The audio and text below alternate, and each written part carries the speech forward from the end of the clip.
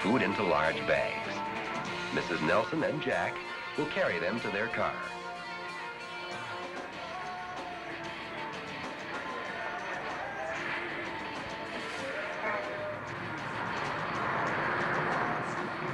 It hasn't taken the Nelsons long to do their shopping, but Chipper is very glad that they're back. When they get home, Mrs. Nelson will prepare the foods they have bought into meals for her family.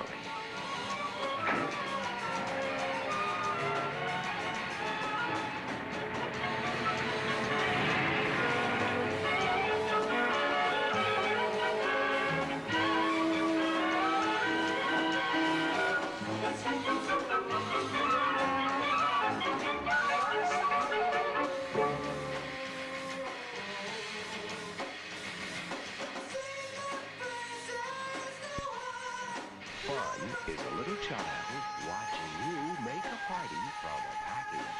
Pillsbury Deluxe Golden Yellow Cake.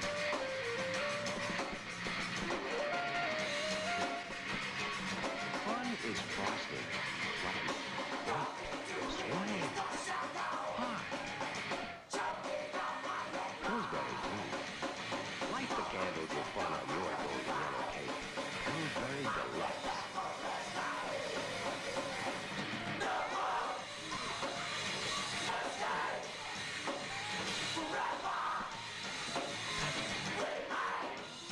Taste it. Extra shortening makes it tenderly moist. Brings out the flavor. The fun. Wasn't your Pillsbury Golden Yellow Cake fun? Why not?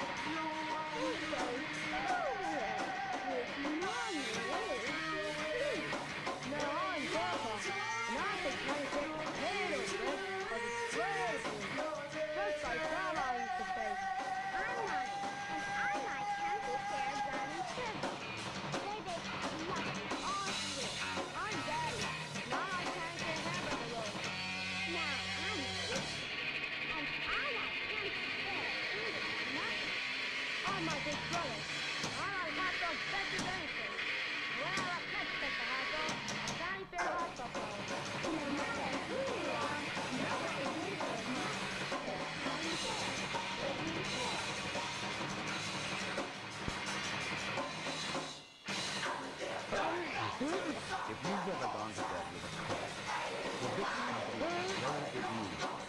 A new nighttime cold medicine called NyQuil.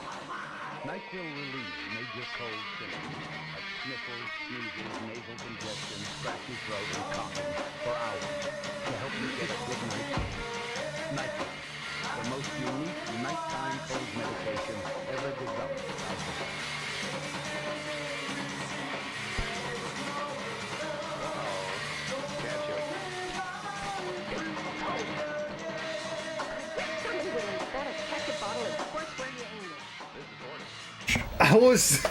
That was the same way. Hold up. You can say it. Wait.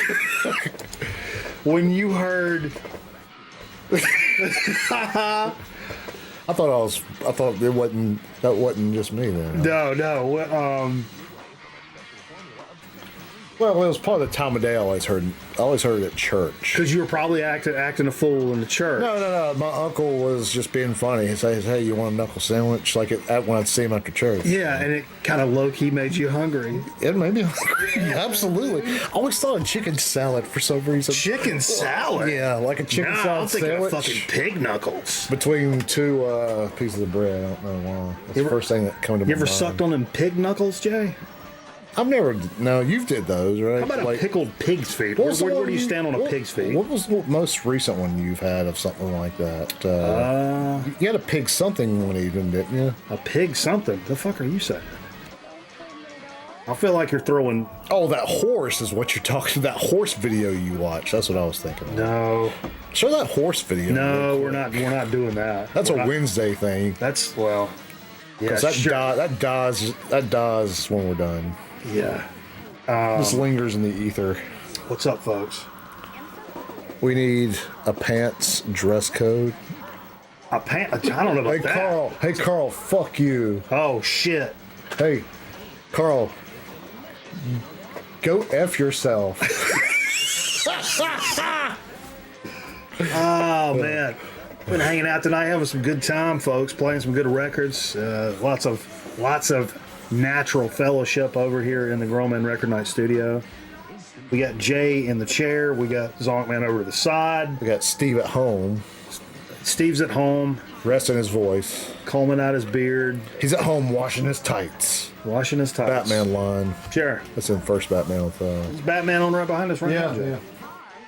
Is this the movie, by the way? Yeah. I've never seen the movie. It's good.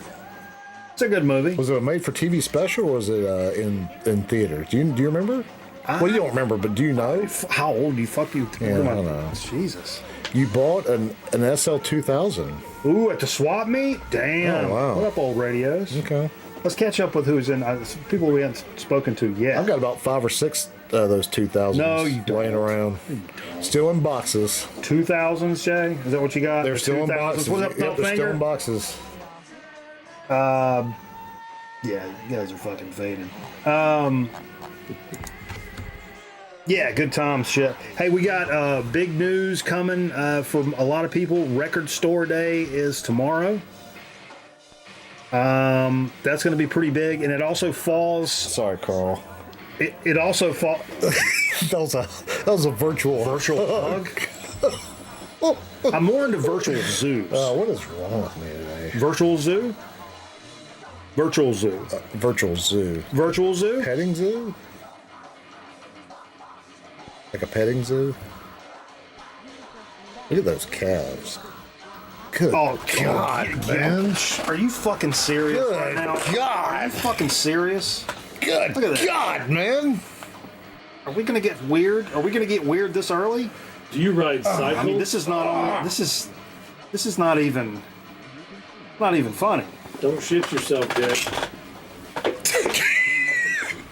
So it just so happens this year, Record Store Day's falling on 420, which is for a lot of record nerds is fucking. That's a wet dream. Oh, it's tomorrow. Yeah. 420. Today was the 19th. What do you? I saw some what are you doing? 420 themed stuff. Speaking of 420, that's also Aaron Griffin's birthday. Congratulations, Aaron. Did you ever say congratulations on someone's birthday? Hey, they made it. But it's weird. They're still alive. It's not only Aaron Griffin's birthday tomorrow, it's Bart Simpson's. I remember that. And also Adolf Hitler. 420. Congratulations, Aaron. Congratulations on having the same birthday as Aaron Griffin, you man. fucking Nazi sympathizer. Let's start a rumor Aaron Griffin's a Nazi sympathizer. I don't think he's here right now. What would be worse? To have the same birthday? The second option. Whatever you're going to say, the second option is going to be the fucking worst. What are we even saying? Oh, name Adolf Hitler Griffin? That would be worse. That would be worse. When again, No, I think having the same birthday would be less worse. Jesus Christ. Congratulations, your parents banged. That's a good one. Come on, man. There's already people lined camping out. Yeah, anybody in the chat gonna do the record store thing day? So here's the thing: Zonkman's over here in the house tonight. He said when we stop record night tonight, he's going over and getting in the line at King Records. Our pal Jerry over at King Records, friend of the program, gonna go get in line bright and early. You said there's already a line over there now. Yes, I haven't talked to them, but there was like 8 people already at like 8 o'clock tonight. That's fucking nuts. Where are you going? Yeah, King never had that craziness Yeah, so before. we'll get into this a little bit in a yeah. few. But Where are you going to use the bathroom? But it's In the that's, street. that's Jay's right there. First thing, where are you going to use the bathroom? I mean, that's the first thing I think about when I do stuff like that. Dude, Louis C.K. said, I mean, I know he jerks off in front of people, but whatever. He said, as you get older, like the things that you do for fun, how far away you go from your apartment is directly related to when's the last time you've had diarrhea. Yeah.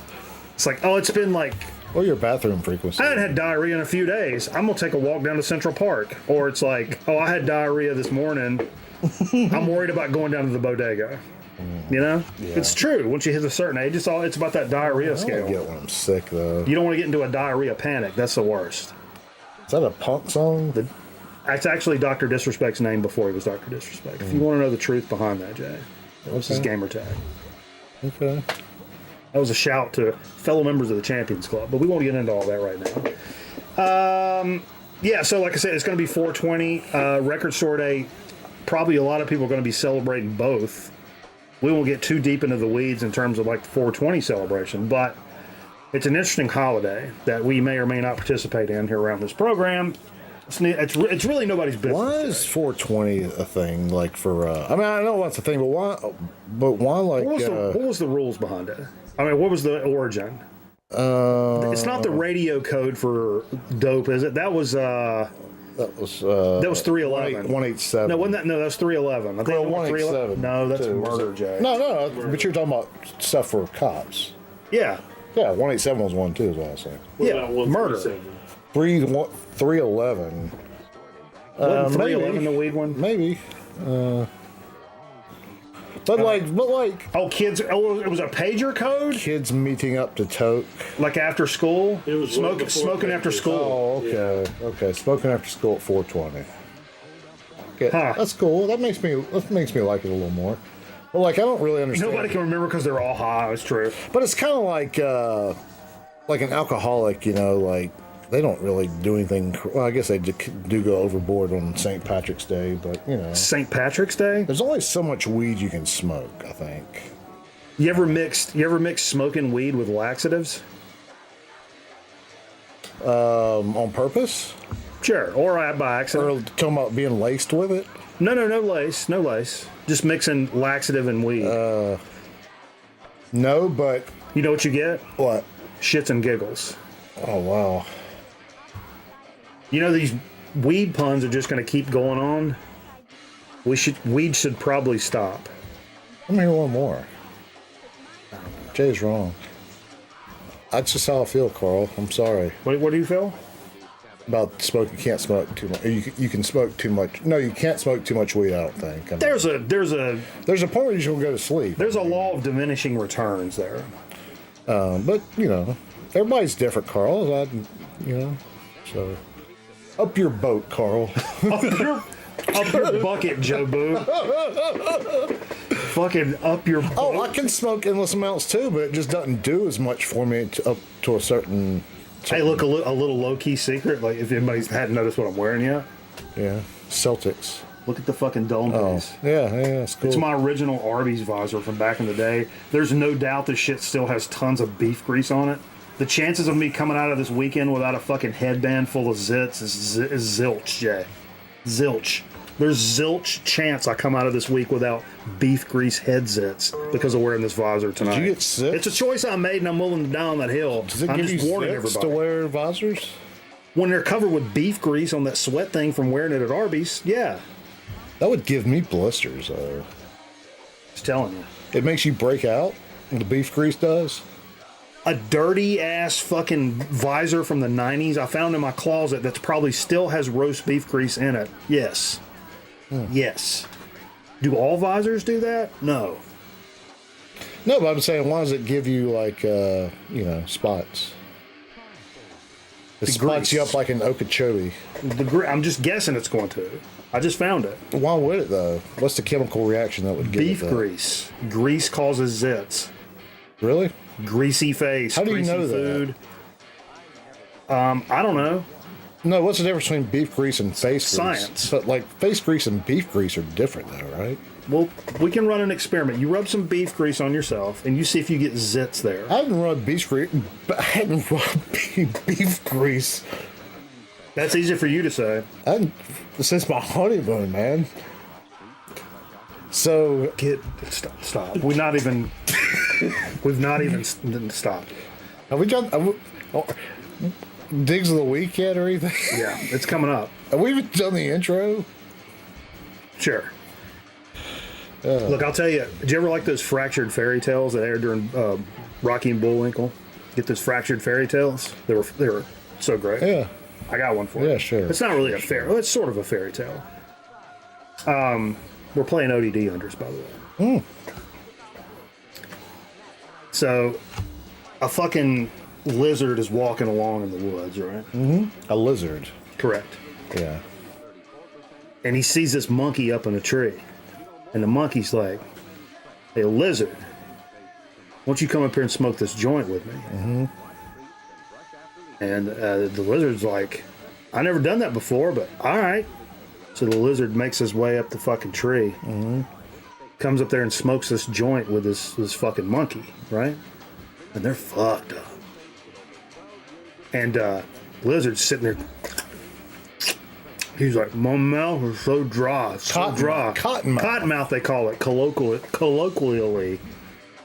And so he's like, "Hey, the river's right down there. Why don't you slide down there, get you a cool drink, right?" So the lizard goes down, and he's so fucking thirsty. He's bent over double, drinking out of the fucking river. And he's so fucked up, he tumbles over and falls in. So he's struggling a boot there. Big old Mr. Crocodile comes along and nudges him back up on the fucking bank. Oh, that was nice of him. Yeah, it was nice of him. And he's like, "What are you doing, dude?" He's like, "Well, this monkey invited me up this tree to smoke a joint with him. And I got so fucking thirsty from the weed, I had to come down here drinking the river, and I was so fucked up I fell in." He's like, "There's a monkey over there smoking a joint?" It's like, "Yeah." He's like, "Oh, I gotta see this shit." So the crocodile walks his fat ass over there to the tree and looks up to the monkey. And the monkey, fucked up as hell, looks down at the crocodile and says, "Damn, son, how much water did you drink?"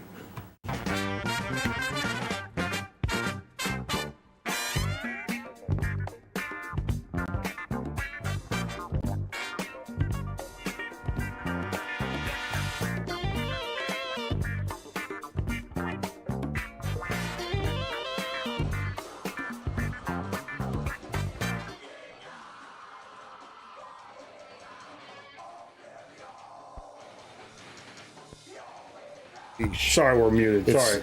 Are you telling me? No. Just start the show fresh. That was a good joke.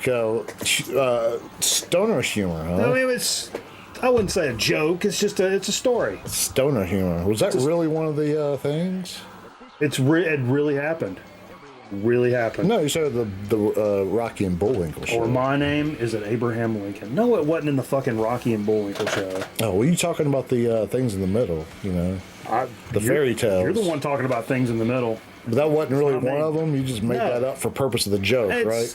That was part of the joke. It's an the way you set allegory. it up. It's a cautionary tale. Stay away from drugs. No, I folks. thought it was really on the show though. You know, like they showed weed stuff on Jay, I can feel this meat grease Ralph already. This shit is so Ralph and Bullwinkle.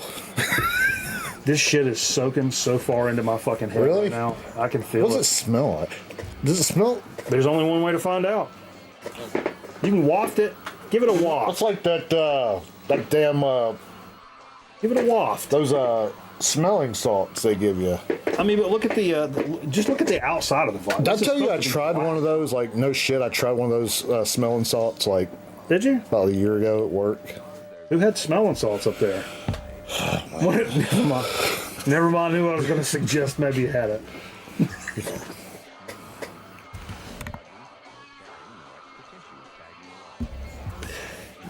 That makes no sense. I know. It's just to be. You're just trying to be funny. I worked with a dude from Russia, and we always asked him to say moose and squirrel. That's hilarious. DJ Trish, how are you doing? Speaking of which, got a box in the mail from DJ Trish. We will be popping the seal on that son of the gun coming up later in the program. Thank you so much, Trish. That's exciting. Hope you're doing well. Hell yeah. Are you ready for? Is Trish on? Yeah. Are you ready for some football? Are you ready for summer, Trish? You a big summertime She's a a shore summer gal. visitor? She's a summer gal. Summer gal. I mean, I'm kind of looking She's on the forward to coast up summer. there. She's on the coast. I know. I won't say, but go ahead and just tell them. No. I mean, it's up there on the coast. Tell everybody the road chill's on if you want to. I mean, The road? Route 12, Kingside Road. Hey, we lost Dickie Betts this week. Unfortunate. I mean, motherfucker was old. What are you going to do? But he was 80. He wasn't- big loss, That's though. not that old. Big loss, though, in the music community. A lot of people have a lot of history and a lot of fond memories with the Allman Brothers and associated acts, and that's a big loss for the community. No matter how old somebody may be, that's still, it's like your grandpa. He's getting old and he's going to die, and then eventually when he finally does, it's like, oh fuck. I saw something really cool today. A short that was him on TNN Nashville Tonight. You remember that show? Nashville Tonight on TNN. Yeah, it come on every weeknight at it come on 6 nights a week. So Monday through Saturday. Come on like 9 to 11. It was like a talk show, like a Carson kind of. Yeah, I remember the program. We went to the taping when I was. Really? Yeah, we went to the taping of it. Janie C. Raleigh was there when we went. I didn't know who she was. Anyway, he was on there though. They showed the one from it was like '87 or something like that, and he was doing a solo thing, and it sounded like a lot like the Allman Brothers. Yeah. But, Oh yeah. Young man can grow a hell of a mustache. He had a top tier mustache. Yeah. Not to tell you that. I mean, that's. Yeah. And also, Zongman pointed out Steve Keel. Is that how you pronounce his name? Is it Keel or Killy? From Dead Meadow. Oh, I'm not familiar with how to pronounce the name. Yeah, Kille. Dead Meadow, legendary, one of the seminal like desert rock, stoner rock bands from back in the early days of the scene. He passed away yesterday. The obit was pretty low key, so that always leads me to believe it could be some kind of like I ain't gonna say. Yeah. Who was it? Well, who's he with again? Dead Meadow. They were. And I'll tell you, this is how I know. Let's see if there's anything else I left out here. No, it's just basically they passed away. Very little information. So I know Dead Meadow through the documentary that we've actually watched here on the program called Such Hawks, Such Hounds. And it's kind of a groundbreaking introduction to the world of that universe. And when I really started getting locked into that whole desert rock, stoner rock, doomy stuff, kind of post... It's just what you need, more doom in your life. For real. Kind of the post playing in the 5Ls like on the weekly basis when I kind of got more into that kind of music. And I kind of, I took a deep dive. I kind of leapt in with both fucking feet, And that documentary was a great. There was a lot of bands in there that I knew, like Caius, and some of those bands I knew that lineage. But Dead Meadow is one of those bands that I learned about through that documentary, and then looked them up and realized that, this is a pretty broad genre. I was talking about this on Mr. Bizarro's program, how the genre is one of those that's really broad. So you can have guys that play super fuzzed out, slow riffs, and they repeat them 1,000 times. Or you have guys like Dead Meadow, they had a lot of those groovy riffs and stuff, but a lot more standing on the wah pedal, kind of out there psychedelic kind of stuff, mixed with that fuzzy tone. Like Earthless does that. So, I mean, Earthless is just solo after solo, whereas, that's not really, like what Caius does, you know what I mean? But it's still kind of lumped into the same genre, which is kind of cool that something can be so broad and still kind of carry the characteristics of the genre by culture and just, association, I guess. But he passed away, so long story short, we should take a fucking shot. So Dickie Betts. was Dickie Betts? Yeah, if you want to grab it, let's do it. I'm not trying to. Don't be weird. No, we got a lot of big time fans in the Was he chat. still Don't be active? weird. No, was he still active? Was he still touring, and making music? I didn't read the obituary, so I don't know. I don't know how bad off he was before. Apparently, he released a video not too long before. I don't know. I didn't watch it. Bon Jovi released a video for "Never Say Goodbye." You remember that? I do, Jay. I'll just. Oh, sorry, I missed. That was probably not. Oh, my bad. You don't need this. I'll use this one. Here, you want me to pour you one? That's yours. Yeah.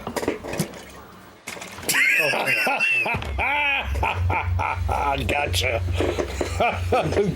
That's a good one, Jay. Yeah, well. You start a little early on Man's ass. You start a little early on the 420.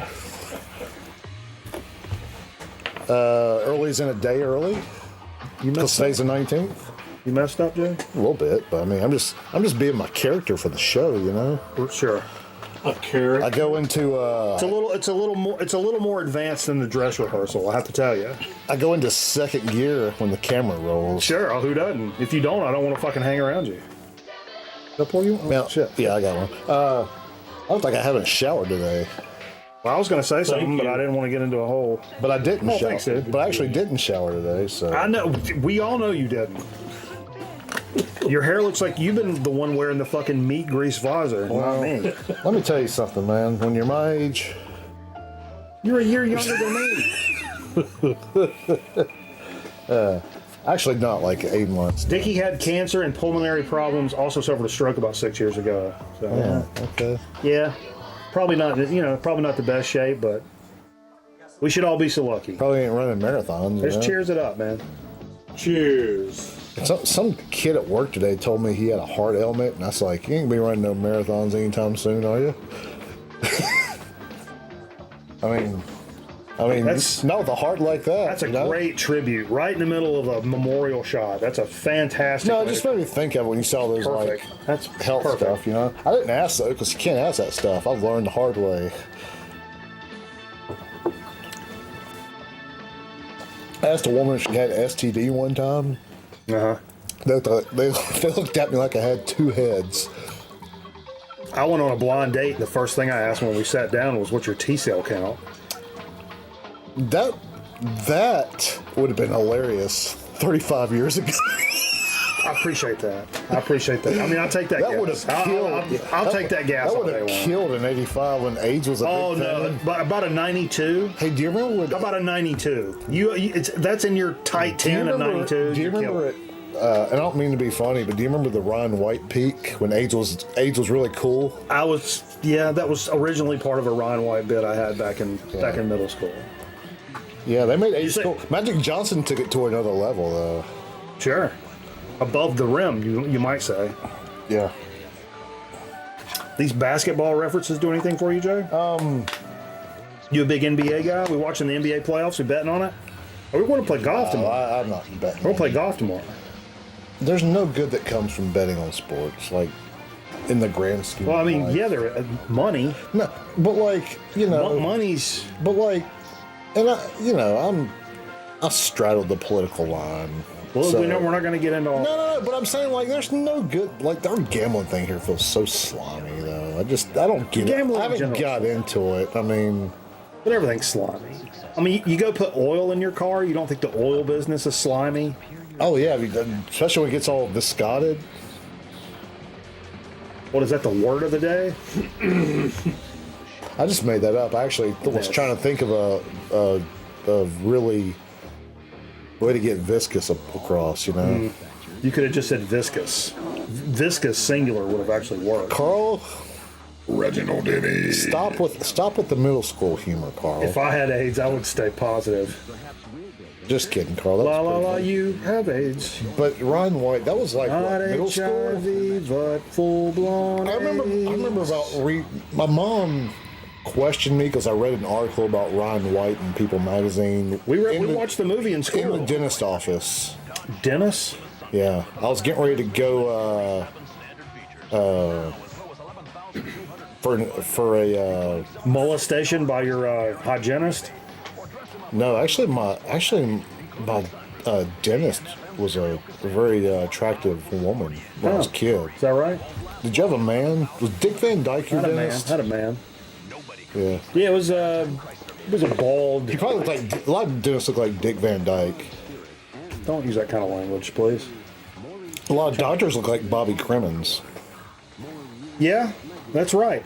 Bobby Crimmins has got a he's got a I thought that my whole life He's got a doctor. For some weird reason, I've thought that my entire life. That- Zontman also- is not even gonna make it to King Records. I don't think. Also that look is that Bobby Crimmins look. That's an old man that likes to have a good time. That look Yeah, looks like a guy that likes a cocktail. yeah. He's a good guy. Is he dead? Bobby Crimmins. We'll get on that. We'll I get bet the you he looks research team on exactly that. the same. We'll get that research team on that. Jerry found Bobby Crimmins. Bobby Crimmins. What? He's still alive. He's 76 years old. Okay.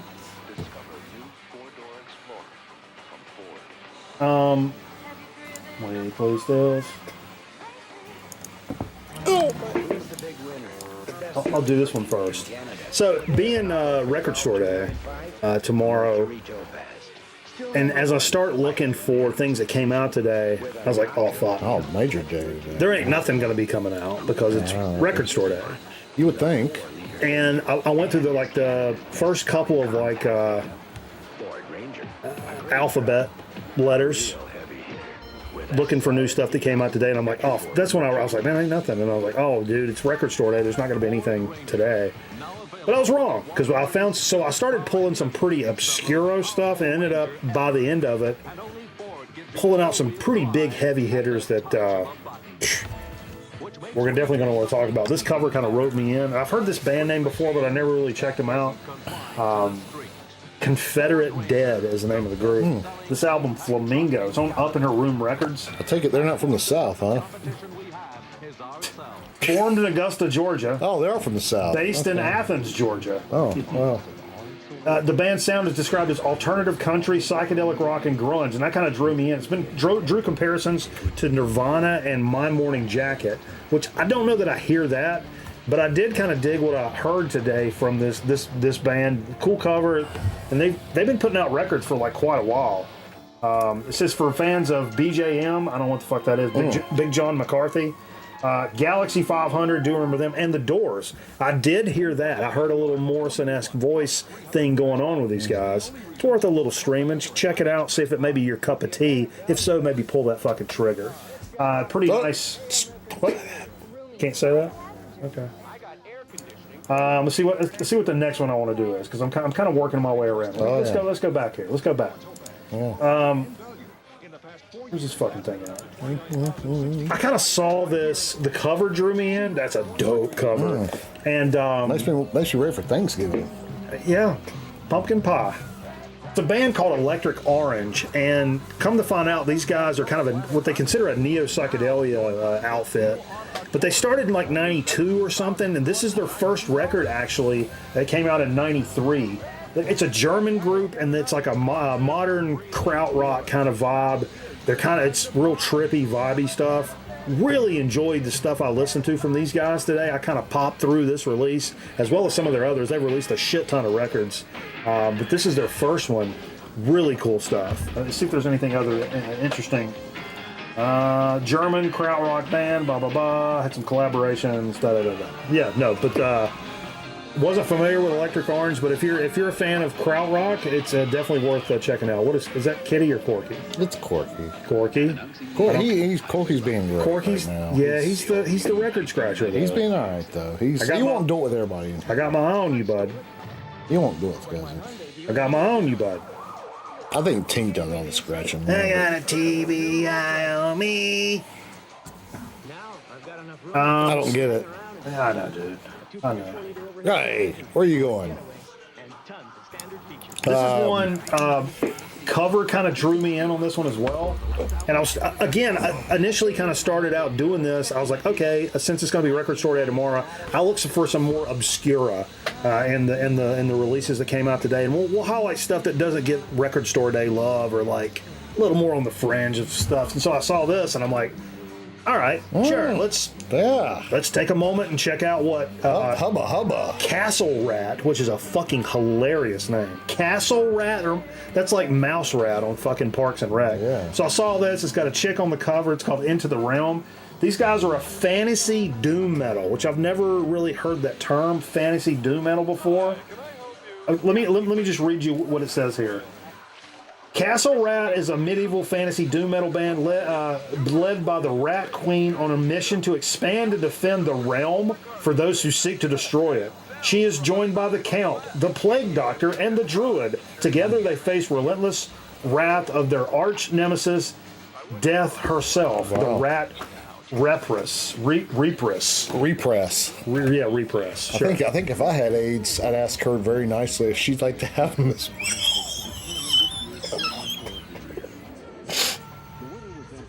As nicely as possible is the key. Yeah, You got to be a salesman. Gotta in that kill 'em. situation. you got to kill them with kindness, or a low-grade fever Yeah, that AIDS, turns. into would you be just willing to? sudden Would you death. be willing to take those on too? What's your thoughts on sepsis? What are your plans for the next 2 to 3 years? Before we all die. It's complications. Oh my We'll god! tell our families it's pneumonia. Sorry. Okay. All right. Stop. I'm gonna tell my grandchildren this is Kathy Griffin.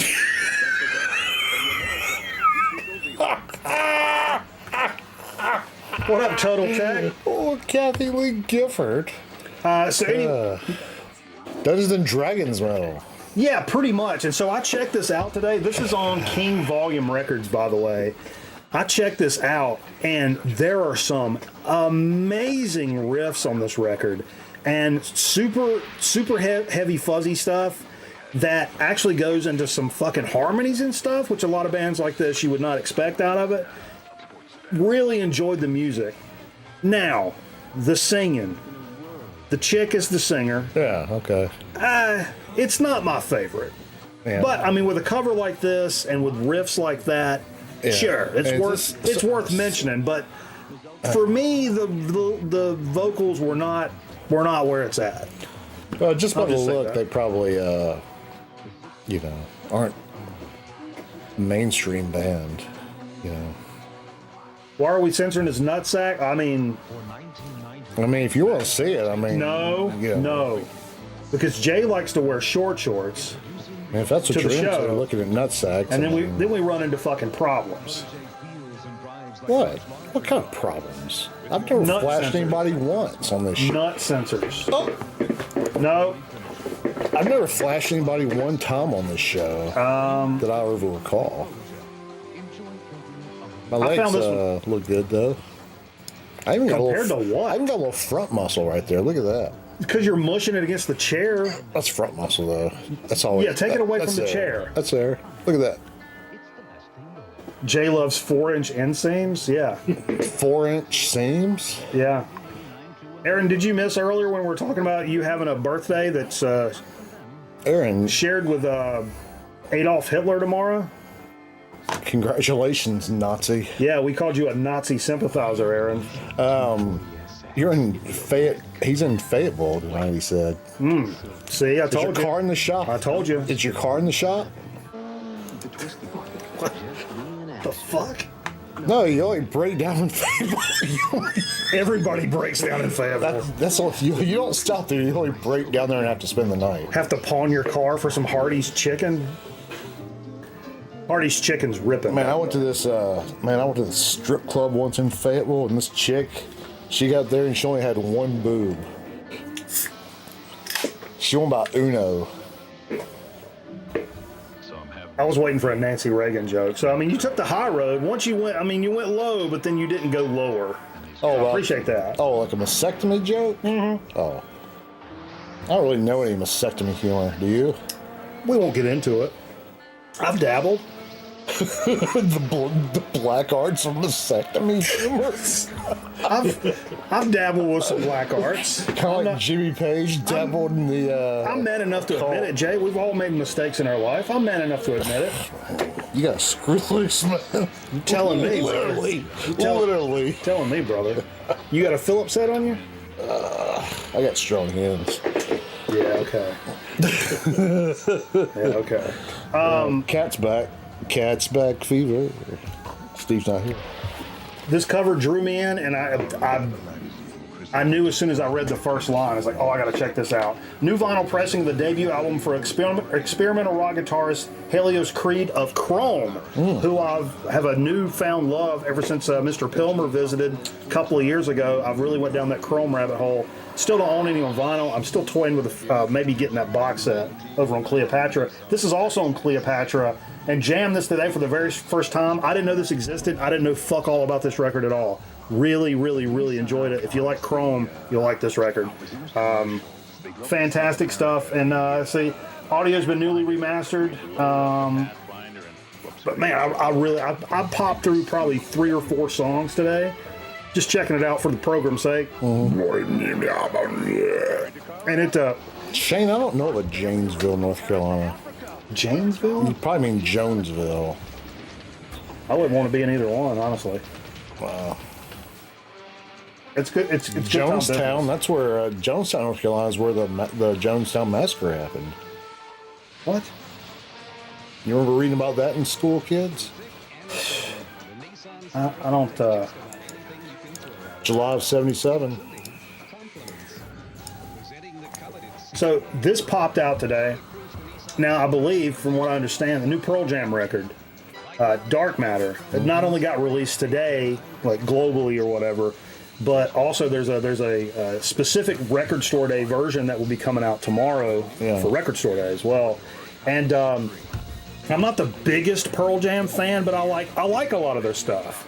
Okay, don't scratch that. It's like a like thing. It's not really a love thing, but I definitely wanted to check it out because I saw this quote here. There's 12th album, which sounds kind of crazy to me. 12th. But a lot of people are saying it's one of the better albums they've released since the 90s and kind of has that vibe to it. Mm-hmm. So again, I poked through like 3 or 4 songs, really enjoyed what I heard. And let me tell you something, I'm not talking about a vinyl.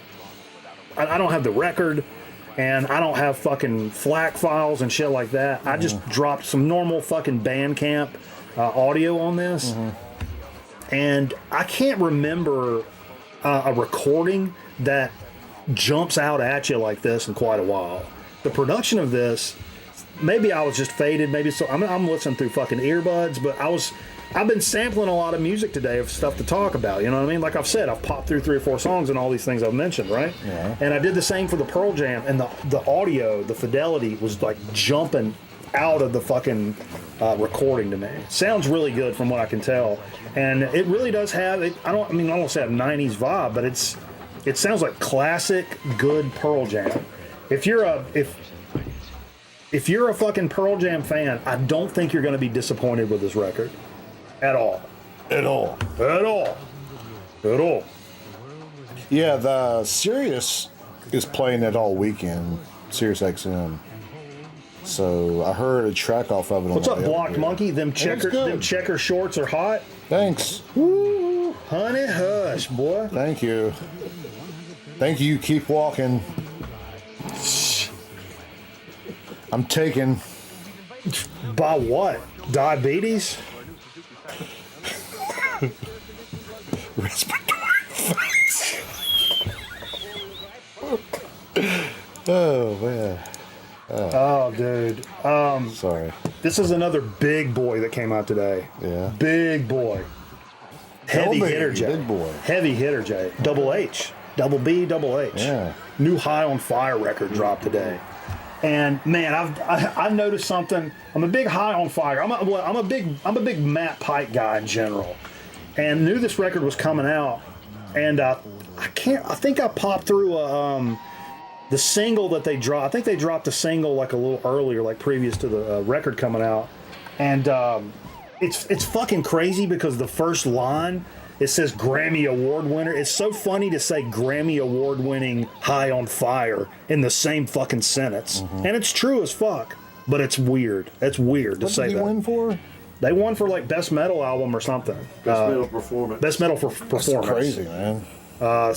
2017, 2018, something like that. Matt Pike has won a Grammy. You know, I've got a Matt Pike pick down here. I called at the show we were at. Yeah, that's crazy. He won a Grammy. That's nuts. But I jammed this today. If you're a High on Fire fan, you're not going to be disappointed. It's a fantastic record, but I did notice something in the first song about Matt Pike singing. I think with every record, as he gets a little older, mm-hmm. I'm hearing a lot more like Lemmy in his voice. Mm. There's like because he used to have this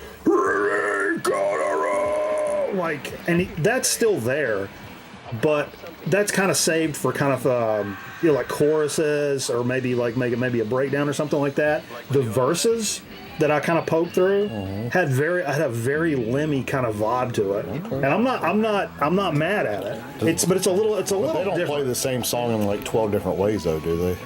Come on, stop! I won't stand for that. I won't stand for that. Just saying, man. I mean, hey, it's okay. Other bands do it too. Chuck Berry made a living. Hey, I doing it. love the Jordan shoes. Yeah. Thanks. You got the off-whites? It's the off-whites tonight? Yeah, Vitology. You laced them all the way up? Yeah, Vitology.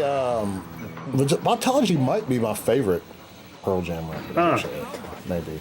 I think the first one's just so Germany's one of those songs I could never hear again and be okay with. Same. And I still like Even Flowing Alive though. For some reason I like those songs. the one track that stands out for me is Black, in that era. Yeah. I still really like But that song. Wine Go Home, was that on there too? That was a good one. Oceans. Ocean's 11. That's a great record. That's one I'd like to have. That's probably one of the ones like repress wise. Like if I found it, like it was just right in front of me, I'd probably buy it. That's Yield is your favorite? I've got Yield on CD. That's a good record. That's an overlooked I don't. Pearl Jam, I think. Yeah. I was surprised. I bought it because it was a buck in a Goodwill and threw it in the player, and I was like, Learn to fly. That's What's the it's a great Yield record. to Fly? Sure. Whatever the one, something to fly. Is that Learn on to there? fly, and I ain't got wings. That's it. That's the hit. That's the hit off of that one. Yeah.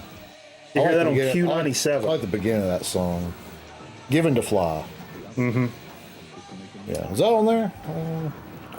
Versus. Let's get into it, Jay. Versus was big time underrated. Versus. That actually might be my favorite one. Now that I think about it, I bought that the weekend it came out. Really? Yep. On CD, I still have it. Yep. on Cameraman CD. was the big Pearl Jam. He bought all the Pearl Jam shit when it came out. I didn't own any because at the time I didn't care for them. Because I really liked. I I was a big Nirvana guy, and I thought they were like Well, that was my doing the opposite. That of was my what- first CD I ever had too, which was 10 was. So Oh, that's right. that was a pretty special record. Sure. I think this may be a pretty special record. Set up.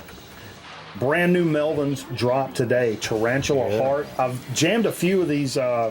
They've released a few of these like previous to the record coming out. Yeah.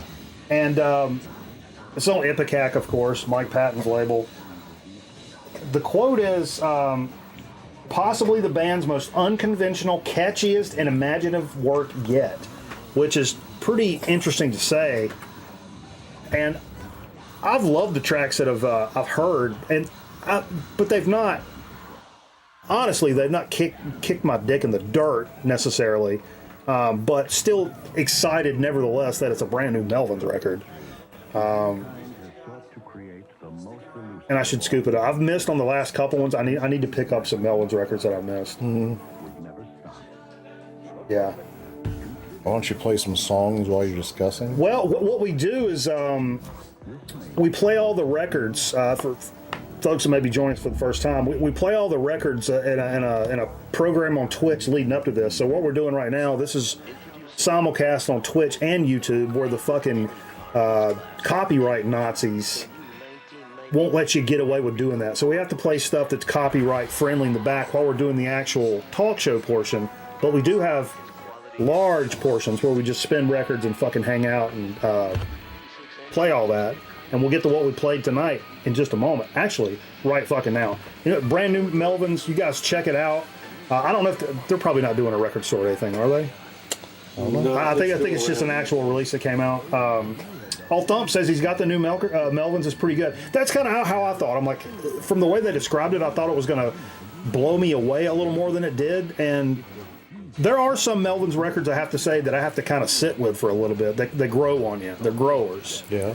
And I like a lot of the Melvin stuff that's a little more out there, and like other people are like, this is fucking, this is noise and crazy. And I like some of that stuff, but some of that takes a little bit of time. When you buy a new record like this, like say Thump Finger, like you buy a record like this, like do you listen to it a dozen times And then put it this away? weekend, and then pull it out in a year, and then but you know the songs because you listen to it. So you don't know them like note for note, but you kind of know like, hey, I remember that song. That's a good one.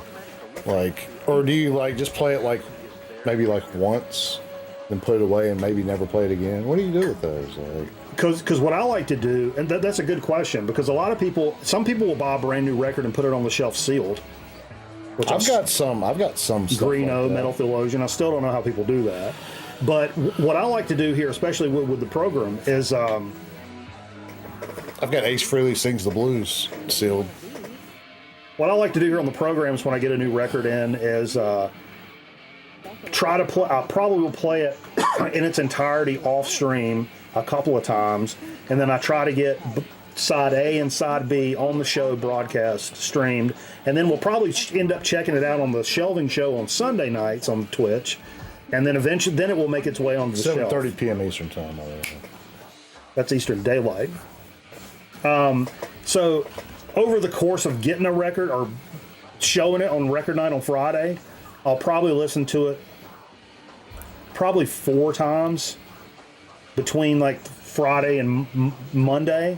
And then by that time, I'm ready to put it on the shelf and reach for it in the fairly near future. Again, I don't put it on there and forget about it for 6 months. I'll probably reach back for it, especially if I like it, fairly recently even after that. That's kind of what I... When I bought the bulk of my records, I used to sit and listen to the records at night. Like, I'll put headphones on and I would like play through the records while I like dicked around the computer or whatever. Looked at dogs fucking and stuff. Yep. And I have a story. No, we're not doing that story. Thought Figure says he will listen off and on for a month till you get something new. Okay, that's a good way. Yeah, that's a good way to do it. I would listen to everything I bought, even used. I'd listen to it one time, and if I really liked it, I'd keep it out. If it was like average, I'd just put it, and probably haven't listened to it ever since. Where I'll run into a problem, if it's something that maybe somebody has sent to the program or something I'm not super familiar with that I took a stab on in the store, I have a tendency of forgetting bands' names. And so I'll shelve it alphabetically where it belongs. And then I'm like, oh yeah, what's that one I got like fucking 2 months ago? Yeah. It was like really heavy and had that like saxophone in the middle. What's the name of that? And like nobody remembers the name of the record. I know what the cover looks like. I know what it sounds like, but I forget where it is in the stack, and it becomes a fucking problem. So I try to get, with things like that, I try to get at least a little bit familiar with it. Michael familiar. And yeah. I try to keep like if it's something I normally listen to, you know, like again, probably the next 6 months, like I'll put those records together, you know. Like an inbox. Yeah. I know a lot of guys do like an inbox. So you keep like a small shelf for stuff that's come in the last few months. That's a good way of doing it as well. That way you can kind of cycle through stuff. That ends up getting shelved. Well, what we end up doing is sticking the shit down here in front of the set, and then that's how stuff gets fucking played a couple of times, played on the shelving show, and gets put back on. But sure. I buy way more than I can listen to. Yeah, that's what's up, MT?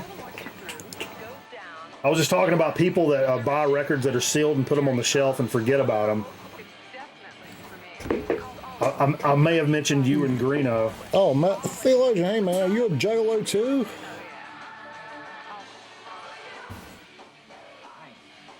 Is he? Yeah, hardcore. Okay. He's got. Me too, brother. He's got Fagos coming out of his wing. I thought I saw you at the rally last month. Do they still have those rallies where they get together? Let's take it easy on that particular terminology. That's what are they called? They're called jugheads, right? I'm pretty sure. Let's get into a little bit of what we played, actually. Speaking of the stuff we played over on Twitch earlier tonight, leading up to the program, like we always do every Friday night. We're live most nights on Twitch doing something, whether it's gaming related or music related. You can find us over there, twitch.tv/Grown Man Record Night. Started out with a little jazz this evening. Our hometown boy here, Mr. John Coltrane. Our homie. Our hometown fella here. Played a little Blue Train. I've not played this in a long time. picked this up really cheap. I think because of the ring wear on the cover and stuff. It wasn't. That's and crass. some of you guys can probably tell me because I don't know which pressing I have, but I bet you some of you guys. It's the blue with the white. Probably. Is this like a Winchester. It's the 80s. 80s? I think so. I was it's saying 70s. I think it's early 80s, maybe late 70s. So it's the blue note with the blue with the white. I know the black and blue is. I don't know, let me look that up for you. It's 70s. There you go. Yeah, that's what I was thinking. I was wrong. Yeah, I was right. Well, no, I said 70s. No, I'm right. 70s or early 80s. Okay. Thanks, Nate. Okay. What am I doing here? Oh, I don't know. What you want? This is one of those you could put in your jazz record inbox.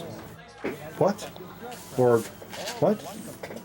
You can put this in your jazz record inbox. Okay. Of stuff you'll listen to on the regular. Yeah. For sure. It's a staple. Pulled this out. This is an early record night classic. 10 years after Stonehenge, a little 425. I didn't play a lot of like stoner stuff. Did everybody guess the theme? There was no theme. We used to do a lot of those themes and stuff. We do them from time to time, but we've done them so many times. Haven't done this show for so long that. But yeah, man, I forgot how incredibly jazzy this record is. It's such a fucking jazzy record.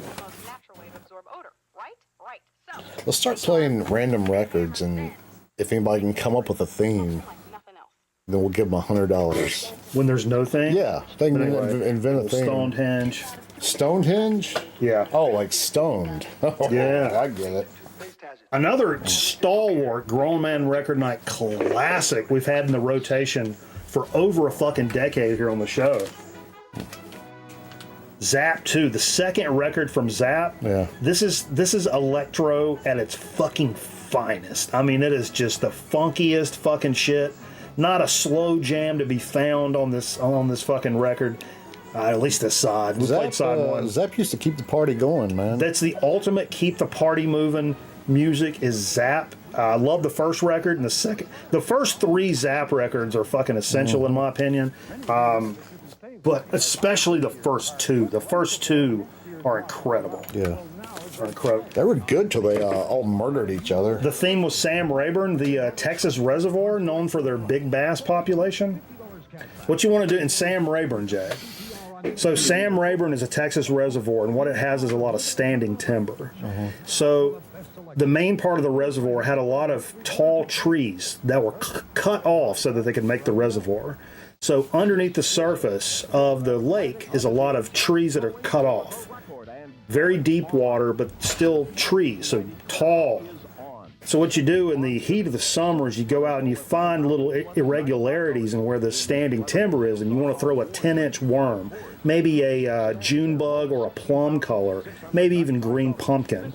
And you drop it around these points, these depth changes where the standing timber is, and that's where the big bass tend to congregate in about June. Late May, early June at Sam Rayburn, you're going to want to look for standing timber. That was my nickname in high school. Standing timber? Yeah. And I thought we called you Mumbly Peg. and it wasn't because what you think. Name for Speaker of the House? What, Sure. Standing Timber? Or Sam Rayburn. Oh, Sam Rayburn. I thought that was a character from Andy Griffith's show. Had to play. If we're gonna play some fucking Allman Brothers, do a little Dickie tribute. How about a little fucking Fillmore East Don't call jam? him Little Dickie now. Actually, Detroit Dan mentioned in memory of Elizabeth Reed, and I didn't have the whatever the studio recording that's on. I can't remember the name of it. I don't have that one, but I do have Fillmore, which a lot of people say is one of the best live albums. Anyway, the cover's not the best.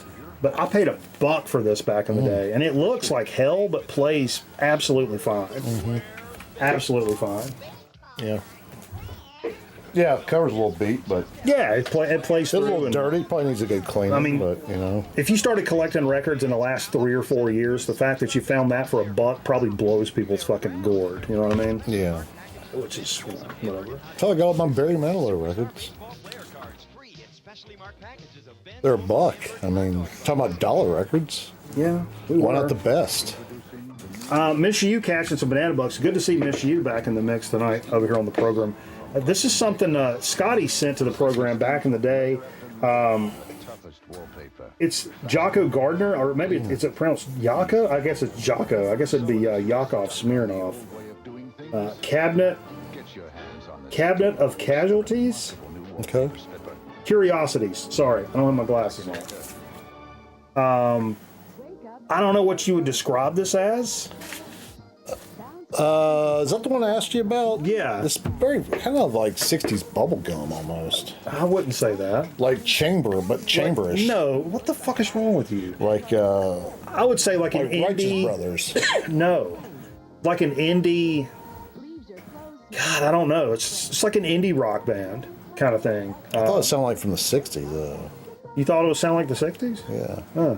I wasn't BSing you, man. I wouldn't say bubble. I wasn't trying to like rip your You talking about a bait caster or a spinner setup? For that, if you're fishing that timber, you got to take that rough terrain, Wizard, in mind. That timber is going to cut your line, so you're going to want to use a bait caster, 7 to 7.5 foot, medium to medium heavy. You're going to want to use like a 14 to 17 pound fluorocarbon. You want that 10-inch worm on a Texas rig with about a 5 or 6 aught hook. yeah. What do you think about I'd these? take about a 3/8 ounce weight, maybe even half ounce to get down there. If you really deep timber, you want to go half ounce, Jay. What do you think about all these big magnets you can get? You can throw in the water and try to like sweep the bottom of the lake. Wait a minute, you're a magnet guy? I don't think we've ever. This looks pretty. I don't This think we looks, ever talked magnets. You a magnet guy? So this looks backwoods because that whole. I'm sorry, man, but that whole stick in your arm in a catfish's mouth, Done it. like that's as backwoods as it gets. Like, at least I think so. Have you heard my story about that? No, but the magnet thing kind of feels like that. You know, like it's very, you know, I would say primitive, but it's a magnet. I guess I'll tell you. And you're Okay. just trying to scrape the bottom of the lake for shit people have Sure. dropped, and like, Automobile dealers. you know, This way of doing like I saw people doing this on YouTube. It's kind of like it's like Sorry, the commercials are playing underneath. I'm so sorry I was playing that shit. I'm so sorry. It's like Damn it, it's like 3 weeks in a row I've done that. it's like a metal detector kind of, you know, Yeah. for the water. So, see if I can pull this up. I'm so sorry that was playing. One time I went to my friend's pool and he was You a did it? he was real poor No, and look. I'm sorry. Keep going. no Please. no it was stupid.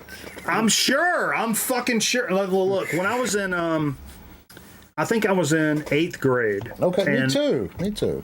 My pal Chris Mills. You remember Chris Mills? With Chris with a K. Mm-hmm. Good buddy of mine who went on to go to West Point and then graduated, went over to Iraq as a fucking, he commanded like a battalion of Bradleys over in Iraq. Did a bunch of like high, I think he ended up as high as a captain, and then retired from the military, went into the private sector. That's all I knew. And this motherfucker's dropped off the face of the earth. And he was a good friend of me and Cameraman's. You found his number? Found his phone number? No, different guy. I have a theory. I think he's CIA. West Point graduate, leadership resume, in combat, comes back, retires, and drops off the face of the earth. I think he's an agency man. That's my guess. I think within the last few years he would have dropped somebody a line, not heard from him. Anyway, Maybe he just said fuck all y'all but he was a good pal. And in 8th grade, we were big, and back then we were big into camping, like for days at a time, out in the middle of the fucking woods. Oh yeah, y'all stopped. We may have looked in a couple of chicks' windows back in the day in middle school. Did you see any training bras? It's neither here nor there. Anyway, we were big into like playing Army, but past when it was cool to play Army. But what we were doing was just camping in the woods. We had like full fucking LBE with fucking combat knives and machetes, and we made camp and all this stuff. Anyway, so that summer he was like, "Hey, you want to go with me up to my grandparents' house up in Callaway, Virginia?" So we'll take a look here. This is Callaway, Virginia, right here. You would miss it. So I'm like down here, High Point, Greensboro area. Callaway's up here. I don't even know what it's close to. Rocky Mount. It's Rocky Mount, Virginia. South of Rona. Yeah, and it's like a little bitty nothing town. Oh, it's Antoinette. So anyway, we go up to this fucking place, right? And his grandparents' house, like you walk out the back door, and it was like mountains, like right behind their house. I mean, like mountains. And so we hung out with his grandparents for a little while, and then we hiked up into the woods a couple of miles or whatever, and found a nice place and set up camp and stayed up in the woods for like 4 or 5 days and just fucking lived off the land and fucking hung out. I say lived off the land. We had some can of fucking raviolis in the backpack. How many times did y'all butt fuck that weekend? 0, Jay. What the fuck are you doing? No, I thought that was coming next. No. But anyway, we did that for a good portion. But the other portion of the time we were up there, we hung out with his family and stuff like that. Notably, his grandmother she was a cafeteria manager up there. Of course she was. Yeah. So there were like 5-gallon buckets full of beefaroni that we had like in our cafeteria. 5-gallon buckets. Even imitation beefaroni or real beefaroni? What we had in the cafeteria. That was imitation. Sure. They also had like 5-gallon buckets of that peanut butter and jelly that was all mixed together. Yeah. And people are like, oh, like goober. And like, no, not that stuff. That's had that stripe in it.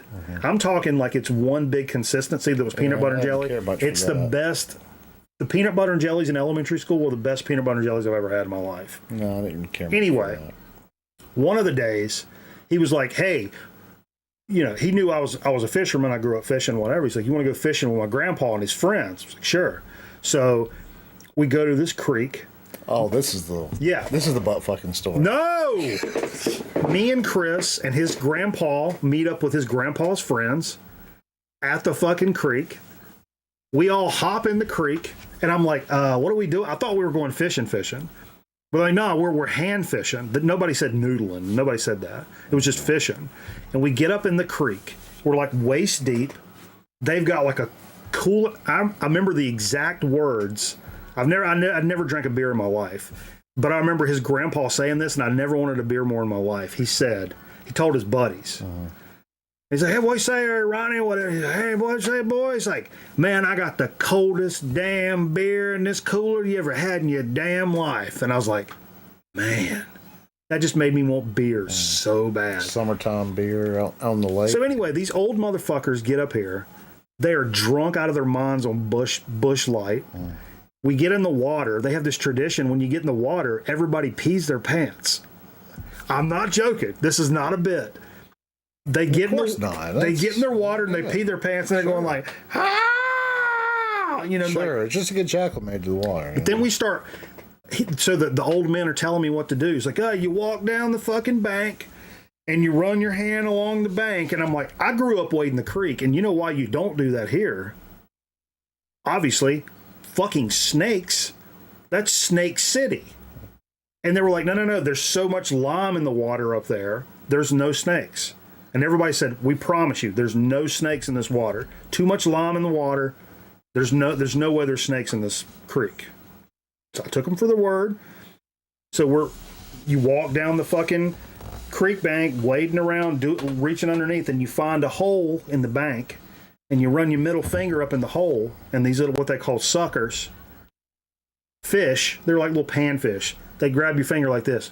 And you'd grab them by their lip and pull them out, throw them up on the bank, and you end up with a mess of fish. And then every now and then, like one of the guys, like, would pull out a pretty good sized catfish. And I was enjoying it. I caught a couple little, it was fun.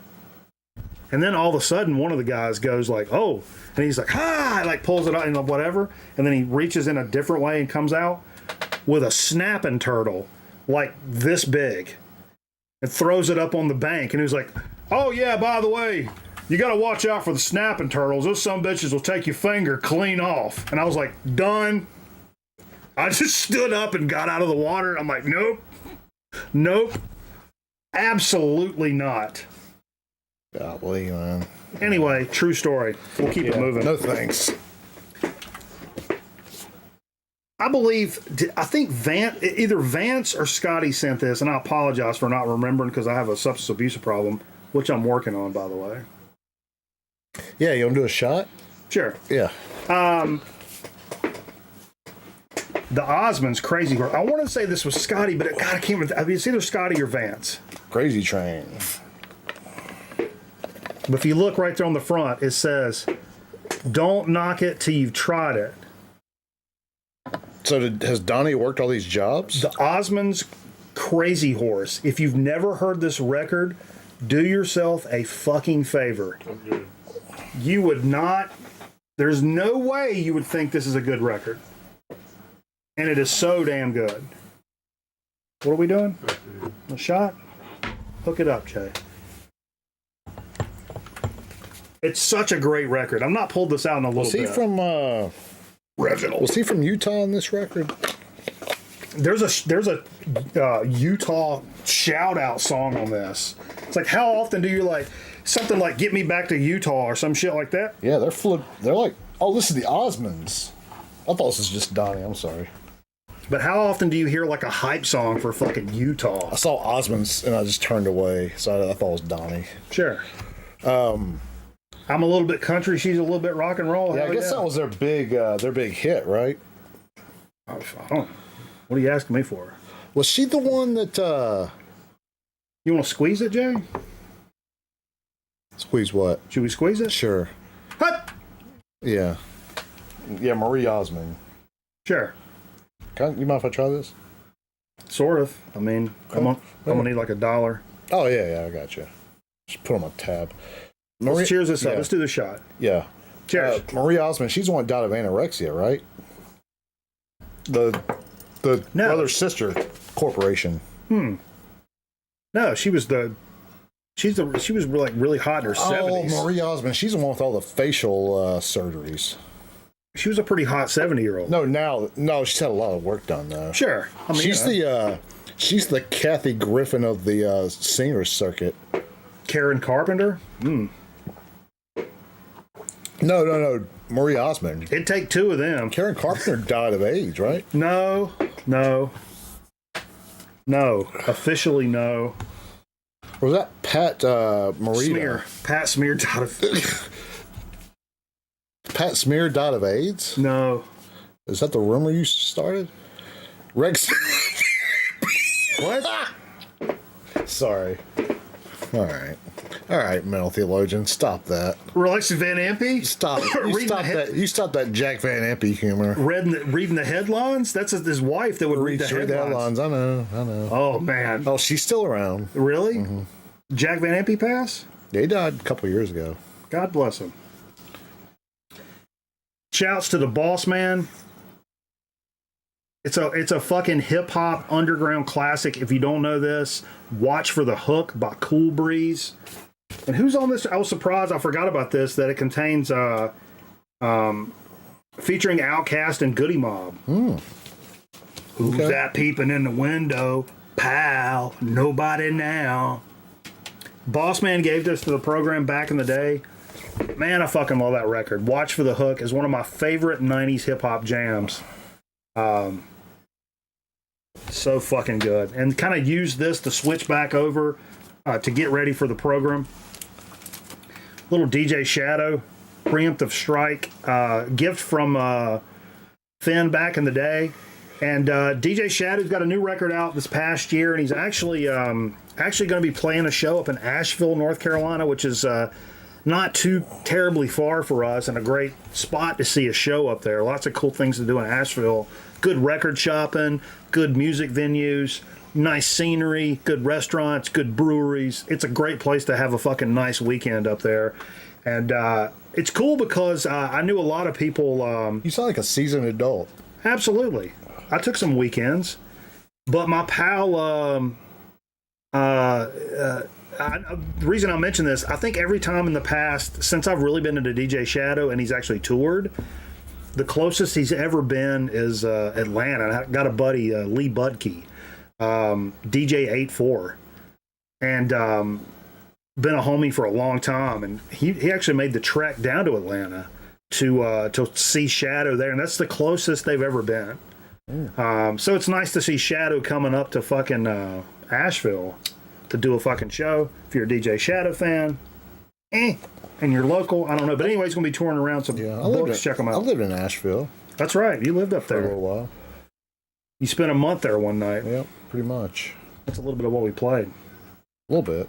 A little bit. For the rest, tune in. That should do. I should pull up a little. For the rest, tune in Sunday night at 7:30. Oh, well, what are you talking about? Don't be getting weird.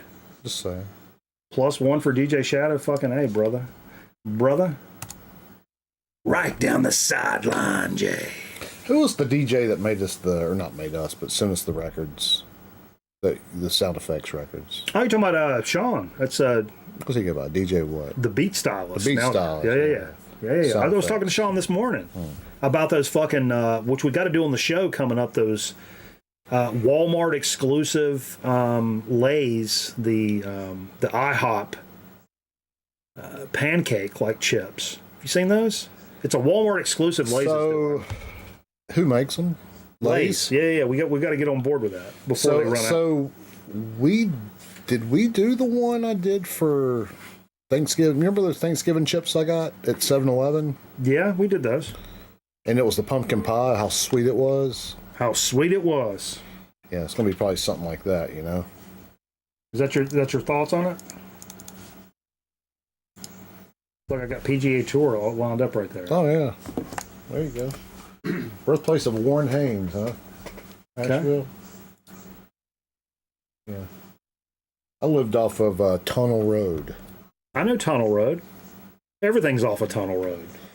Well, I guess it's the It's the Wendover that runs. east side of town, I guess.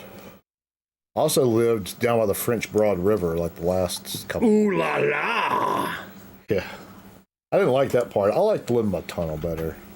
You like living in your tunnel? That was back when I lived with my ex-wife, or she was just in college then. What was that like? That was when the experimentation started with a lot of that stuff. No, let's not. We're not going to get lost in the weeds. You just want me to be honest. I mean, Exclamation point play.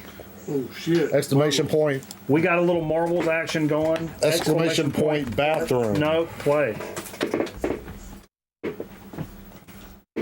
But yeah, like what if you got Tunnel Road, Route 70. what if you got doing number 2 during the line tonight? What do? You know? Let me ask you a question. You ever had to take a shit on the golf course? We're going to play golf tomorrow.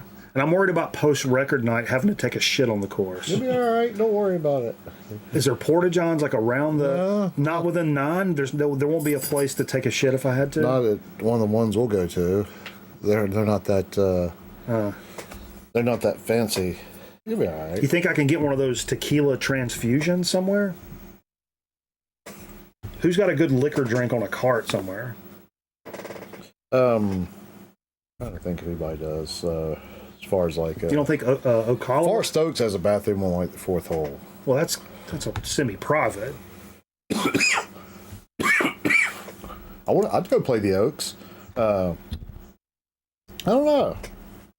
I guess you got to just go to the woods if you got to go to the bathroom. It's 420. We should just take the fucking Benjamin Netanyahu with us. It's just go to the woods. Sure. You know, just use a leaf if you got to. A leave? For your target. A leave for your target? You ever like made a toilet in the woods? What do you mean made it? Like make toilet? Did you make? What are you, a Jewish mother? Like, did you make? I think Borat said that. Make it the toilet. That's as much as I hate that kind of cheap humor. Like it makes me Borat's funny. Sure. He puts a lot into it. He does. He goes. Exclamation overboard. point play in the chat, please, folks. Get a good spot. Don't be a fucking schmuck, will you? All right. We got a lot of invitees. Mm-hmm. This is an invitational tournament. Absolutely. This is the Masters. Is there an Augusta course on here? We could see what we got. Well, looks good to me.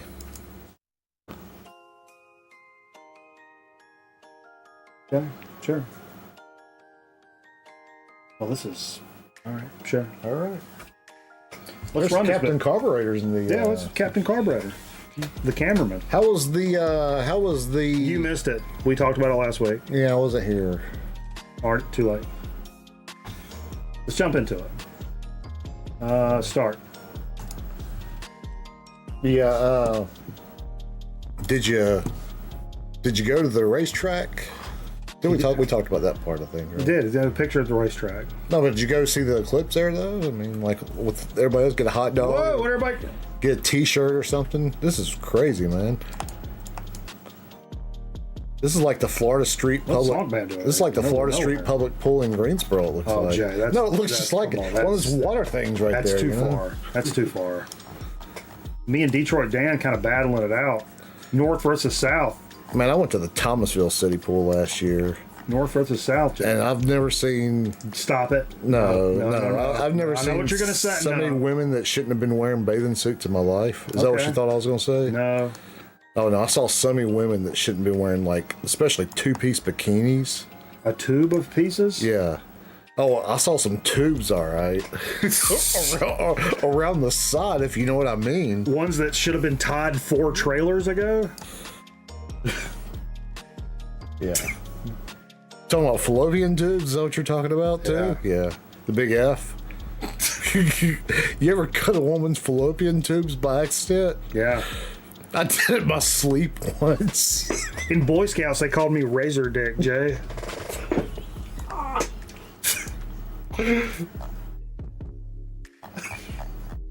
Skinny artist making power moves with shower shoes. But here comes Detroit Dan.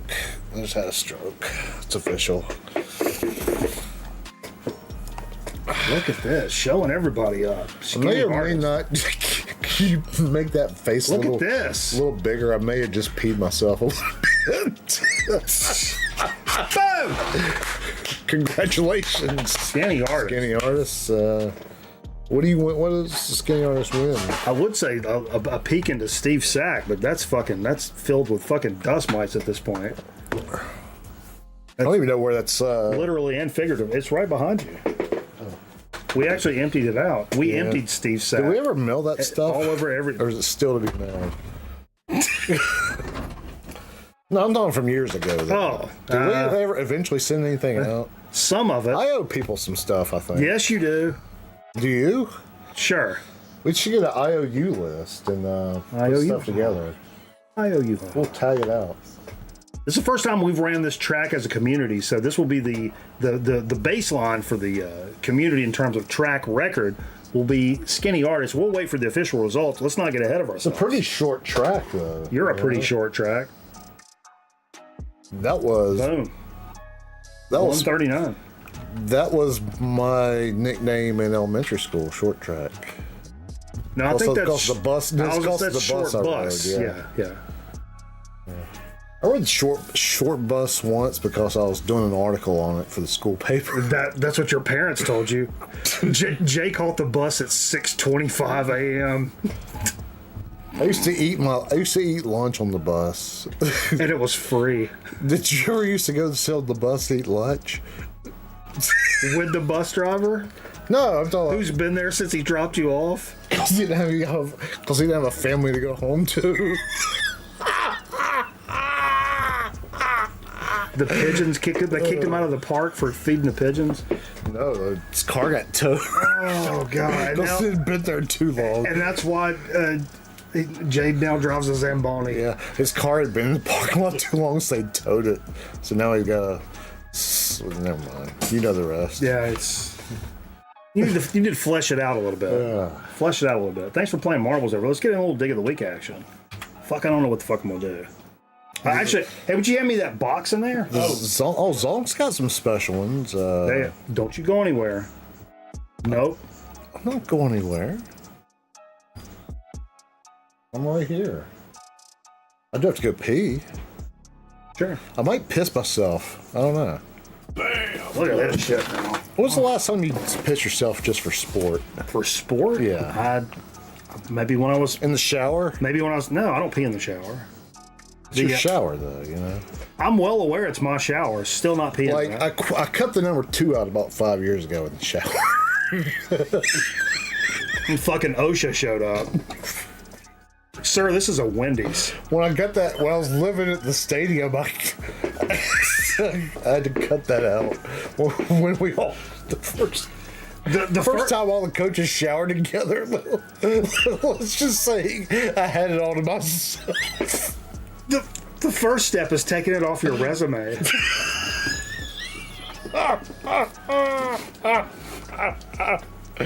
Oh, God. Oh, man. It's pretty fucked up, man. Oh. Yeah, Zonk Man.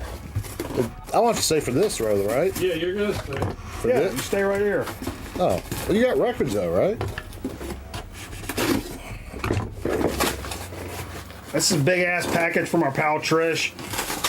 This is the one we've been building up all night, right? The cream of the crop when it comes to beat makers and the fucking Mixtape. Oh my God. Mixtapers. She's old school. She's a tape trader. I love it so the art of a mixtape. What a lost art. She's the fucking queen. Let's toss this over here. You throw that in the kitchen? Thank you. I appreciate it. Oh, and always comes through with fucking. Let me put this fucking knife away. Here, lean your arm this way. Ah! God! What is wrong with you? What day?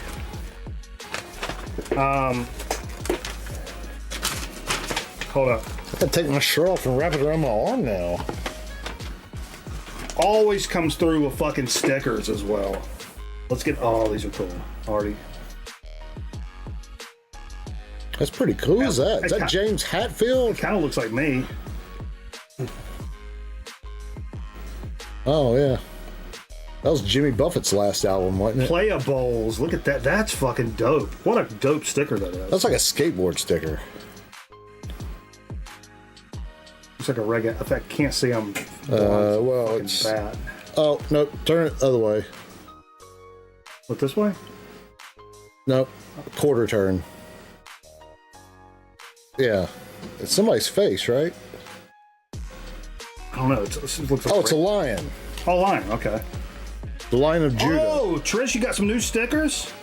Yeah, lion. A fucking straight up. That's gonna go on the fucking. Oh. Gotta make some room for Is that that a, shit. that almost look, is that a sticker or is that a magnet? No, it's a sticker. Okay. I saw Oragel on the back. I didn't know. Or a fix them. That'll fix them. Let me read this fucking letter. Hello, Mikey and gang. As promised, here are some VCLT, some 45s to add to your collection, and some CDs, including March 2024 Volume 1 and 2. All right. Hell yeah. Oh, yes, and as always, more stickers, too. Peace, love, and keep the good tune spinning. Musically yours.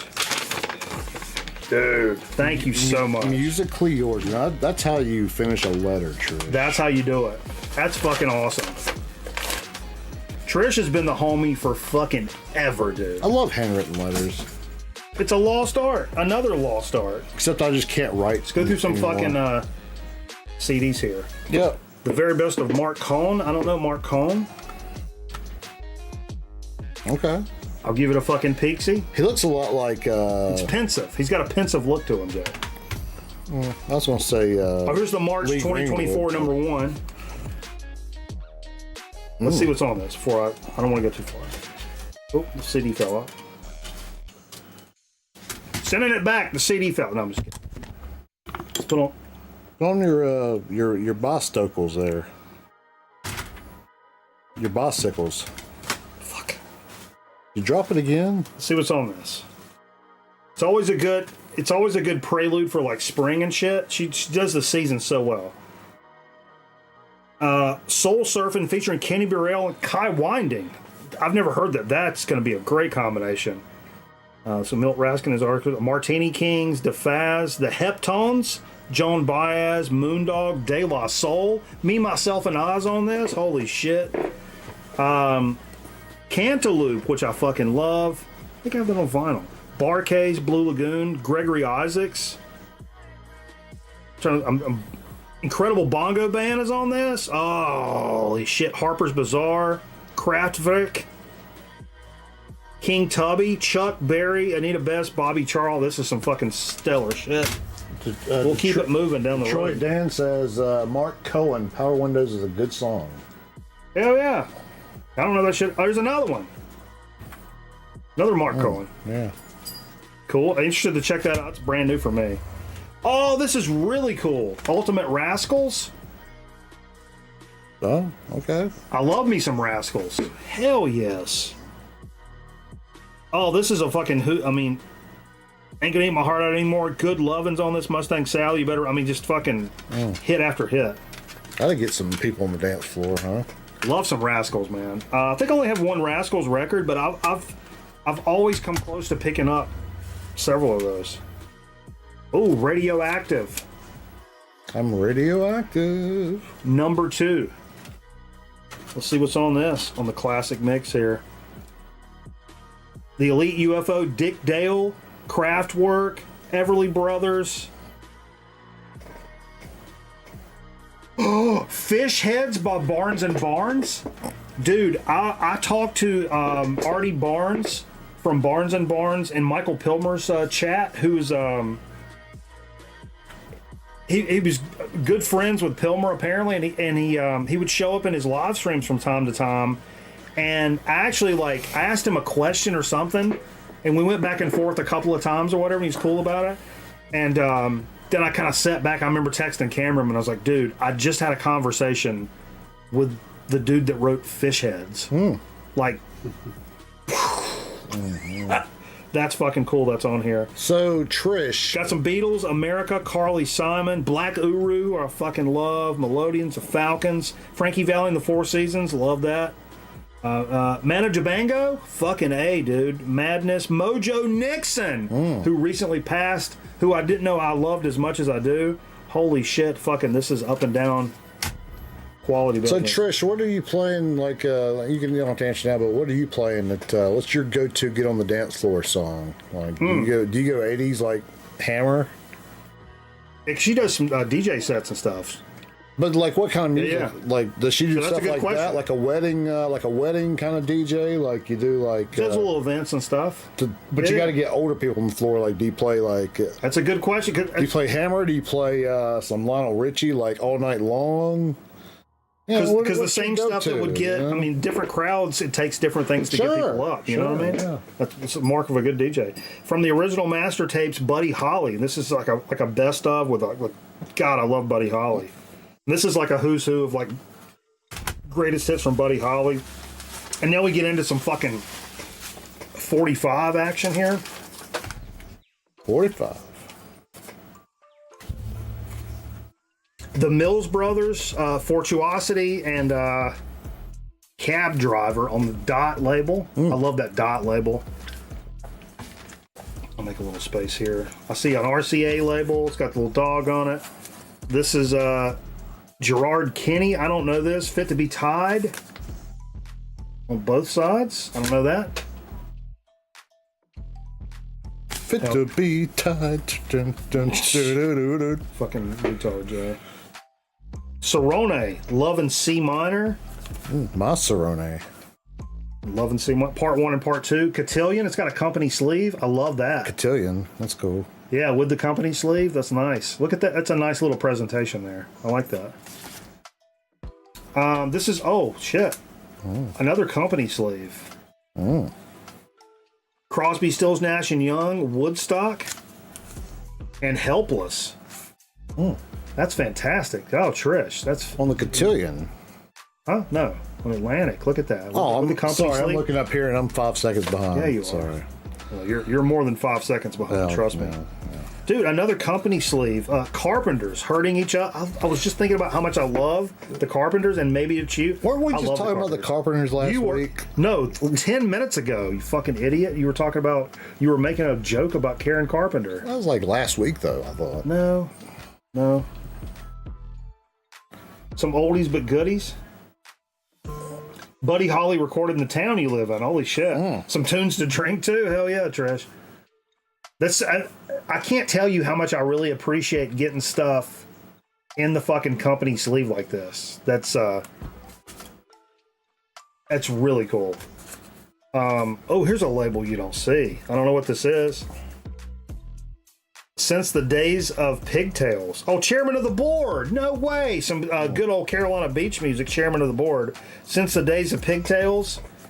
And Give me just a little more time. Give me Dude, what a fantastic. On the Invictus label, again in the company sleeve, which is a fucking. Look at this sleeve. Let me make the sleeve match the label because it's a nice presentation. Look at that. That's fucking killer. Love chairman of the board. I know Carl does as well. Jimmy Castor, Ham Hocks Espanol, Wow. and Hey Leroy, your mama's calling you. I know that one. Wow, that's on the Smash label. That's cool, man. Wow. Trish, you've really outdone yourself here now. This is You outdid it yourself, for sure. this is some fucking crazy business. I'm just getting started here. No, actually, okay. Oh, that's the CDs down there. Never mind. On the collectibles label, the casinos, then you can tell me goodbye, and I still love you. I know the collectibles label. That's super awesome. 45 labels get me going, Jay. Okay. Here's another one in the company sleeve cotillion this time around. Brooke Benton, Rainy Night in Georgia. And Where Do I Go From Here? Look how goth the fucking cotillion sleeve looks.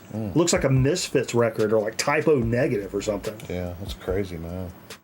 That's good stuff. Satanic. Dude, Trish, thank you so much. Yeah. Not just for this, but fucking for everything all over the years, man, for real. You're a fucking true homie, and we really do appreciate it. 100%. Jesus. Absolute monster business. Monster business. I'm trying to find a place to put these where I'm not going to fuck it up. I've been known to fuck Your car? across the street, locked in a box. Yeah, your storage unit, maybe? I wouldn't count on that. I wouldn't count on that, Jay. I was gonna say, my car, but all my stuff's in there. Because I've had to sleep there the last 2 weeks. And there's a lot of open needles in there. Come on, man. That's low. That's unnecessary. Call me a drug user. I'm not saying you draw your own. You draw what your kind own. of needles? Like what? Like needle point sewing kind of thing. Draw your own conclusion. Maybe insulin. Maybe Insulin. Maybe. There we go. You know I don't take insulin though. I mean that was a personal shot, man. No, I know you don't, but I think you should. How about that? That was personal. That was right in the aortic valve. Right in. That was like a. Yeah, but you reuse your syringes. That's the problem. That's what I didn't want to have to say it, but you reuse your syringes. That's the problem. No, I'll tell you. Don't ever buy your syringes from AliExpress. They're backwards. Yeah. Zonk, you want to do some digs of the week? Yeah, I can. Yeah. Hell yeah. Don't you go anywhere, Jay. I'm going to the living room to play with the cat and to pee in the living room. And folks, don't forget. Squat down a little bit. Oh. Still available in the Grown Man Record Night shop for a limited time is the Hardball Drop, featuring this exquisite Grown Man Record Night t-shirt design, as well as a dad hat, available for a limited time. Grab it before it's gone. I'm eventually just going to yank this right off the fucking shelf. I'm going to give you a couple of more weeks, and then literally it's fucking gone, and I'm not bullshitting. It's like a $20 shirt. You can't find a $20 shirt anywhere. Yes. That is. Make it too easy. Hell yes. Thank you. Yeah, I definitely wanted to be the Grown Man Record Night male model. Fucking A. You know, it's funny. I was telling that story earlier about me and my pal Chris Mills. And we went up to Virginia and did all the noodling and all that stuff. Yeah. His dad, it was kind of fucking suspect. It was the first, like, I always hung out, was like me and cameraman and like all the people I hung out with, like, for the most part, 2-parent families, everybody got along, very generic American families, normal stuff. Right. I remember hanging out with my first friends that like parents weren't together or whatever. Like, it was like, it was still like cool and like whatever. He was the first family I hung out with where like it's like the mom and the dad maybe still sort of lived there, but the dad wasn't ever there, and it was like sketchy, and maybe there was some arguing sometimes, and then there was like they would have parties and we weren't allowed inside. It was like a suspect. Oh, wow. It's probably like hanging out with us now. Like It was, Joey Farlow? but anyway, his dad, Mom was a prostitute. Jay, his dad was a model, and not like you're thinking. Okay. He modeled Rustler jeans in the Roses ads back in the day. So it's like him and another guy wearing Rustler jeans, like, unwashed, dark blue ass jeans. One dude's got his hands on his hips. The other guy's got his hand on his shoulder and somebody's pointing at something. And you're standing there and they list all the sizes and shit. His dad did that shit. It was fucking crazy. Captain Carburetor can attest to this. It was real shit. I saw it. It blew my mind. Anyway, welcome to the program. Yes, thank you. And don't go anywhere, Jay. I'm going to do Digs of the Week, and you're coming back for the chips and the soda. Okay, yeah, that's right. You gotta get the king. Yeah. That's right. I don't. You Yeah. gotta go sleep in your car and get murdered by somebody in that fucking parking lot. Hey, Jesus Christ! There's a gunman on the loose in this area. they're looking for somebody who shot somebody in Archdale. They caught him. Oh, Alive? okay. They didn't. They called him in Virginia Really? earlier tonight. We had an active God. shooter situation in this area. No cap.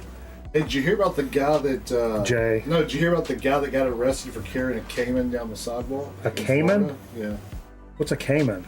like a little alligator, like one of those little tiny alligators. Was he combing his hair with it? If you watched the movie with us on Wednesday night, you would know what that means. We watched a movie called Death Drug with Philip Michael Thomas. Oh shit. And it was all about PCP. And at some point he was like, yeah. And he's like combing his hair. Yeah. Then he looks down and he's holding a little like baby alligator that he's combing his hair with, which is obviously rubber. Yeah. Then he sits it down and then they cut to like a baby alligator like walking off. So he was Philip Michael Thomas combing his hair with an alligator. If you want to not miss things like that, be sure to follow us over on twitch.tv/Grown Record Night, where we do a Wednesday watch party and watch incredibly rad B movies on Wednesday nights. Zon, please continue. What have you picked up here recently? First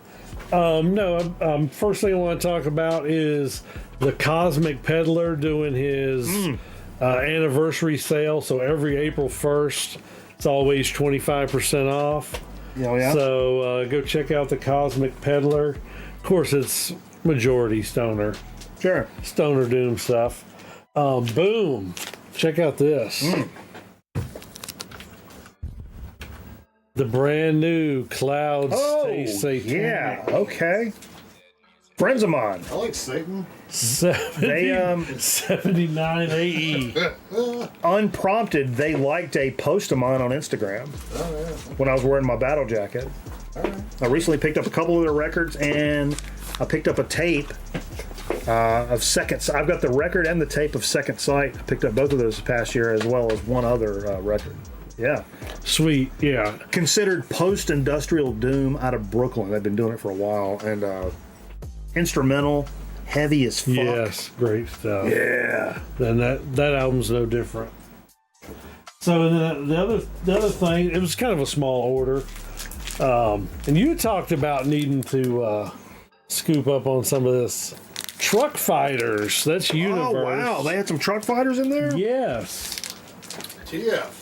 When did this come? This is like what they're Swedish? Yes. Swedish version of Queens of the Stone Age. That's the best way I can describe Truck Fighters.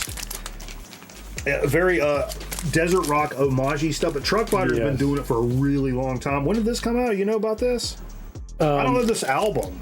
There's one that's got, what's the one? It's like yellow and red that's got the like race car driver on it. Oh, no, that's Gravity X. Gravity X. That's the early one. Yeah. That's the one I really know. Yeah. Very cool. Let me take a look at this. I can't think if I might be confused if the Universe is like the '08 album, and this might be like a 2012. This is 2013, or at least when this record came out. No, that's it. That's the 2013, and this one. What would you consider that? Is it got a tinge to it? It's like a straw. A milky clear. I don't know. Straw. Yeah, it's like straw translucent something. It's a Jet A. Black. Sure. It's Jet A black. So I've got it hung. You have to do it. Oh, it's all good. I'll split that. And then this is another Truck Fighters Mania, which is cool cover. I love. I gotta change these inners out. I hate that fucking shit, dude. These inners are separated. These paper inner sleeves, when the record gets caught on it and you can't like shove it, you shove it down there and it splits the fucking seam on it. Yeah. I want to fucking stab somebody in their fucking throat when that happens. Dude, relax. That is relaxed. Sorry, man. That is relaxed. That's quote of the night. That is relaxed. Okay. If you want it on 10, that's a whole nother program. That's a whole nother program. Your mind will be blown. This is me on Quaaludes right now. Yeah, I don't know. This is. I want to say this has popped up in streams before for me, but that's fantastic. You're able to pick that. I mean, it wasn't fucking crazy. Right. No, it was a 25% off sale. Okay, so that's great. You know I'm all about the cheap. Because I think the other times I've tried to pick up Truck Fighter stuff, it was coming from overseas and it was like pretty up there. Especially when you add in shipping and all that jazz. Of course, it was crazy. And one last thing from Cosmic Peddler, had to throw the CD in there too. That was already wow. Some Yawning Man live at Giant Rock. Hell yeah. That was their pandemic to go out in the desert and record live. And that's how we met, actually, was over a Yawning Man record. Right. That's a true story, in a record store. But so this was killer. I actually already have this on vinyl. So it's cool to get it on. Hell yeah. Get on CD as well. And then the next record I'm going to show is, I guess I'd say I'm easily influenced, as you could tell, like by the shirt. We love it. We're here for it. So we know in the vinyl community, somebody shows some records, it usually costs you a lot of money. Well, I don't remember how recent, within a month or so, chromium dioxide. Friend of the program. Yeah. And I can't even remember what the theme of the video was, but showed this. And then so else did Metal Theologian. Because he's a copycat. So I'm like, I gotta sample this Onslaught record, Power from Hell. Dude. And I did have to go online to get it, but it wasn't too outrageous. So that's like a used copy from like a Discogs. This is a used Discogs from back in the day. It's not a repress or anything. Well, it is technically. This is a 1985 album. This is a repress 1987. Okay, on Combat. Still on Combat though. That's great. Yeah, that's fantastic. That's one of those I said. I mean, I feel like I knew the band name, but I didn't really know the music. But then I'm like, also, Onslaught sounds like any metal band name that I've probably have heard of. So I may be making shit up in my own head. But we did actually listen to that as part of what we played tonight. And it's really good. It was fantastic. I really enjoyed that. We actually played it for the Nick. Yeah, Nick Tronic catching some Banana Bucks. I want to hear some, ironically enough, wanted to hear some REM. And I was like, I don't have any on vinyl. I got some on CD and shit. And he poked around in the Discogs for a little bit. Then he relinquished his pick to Zonk Man. And he said, play some good like metal or something like that. And he had this for Dig of the Week. It's like, shit, play one of your fucking digs, man. But it was really good. I really enjoyed that. Yes, really heavy. Really just a thrash record. Yeah. But yeah, it says, we played the death metal side.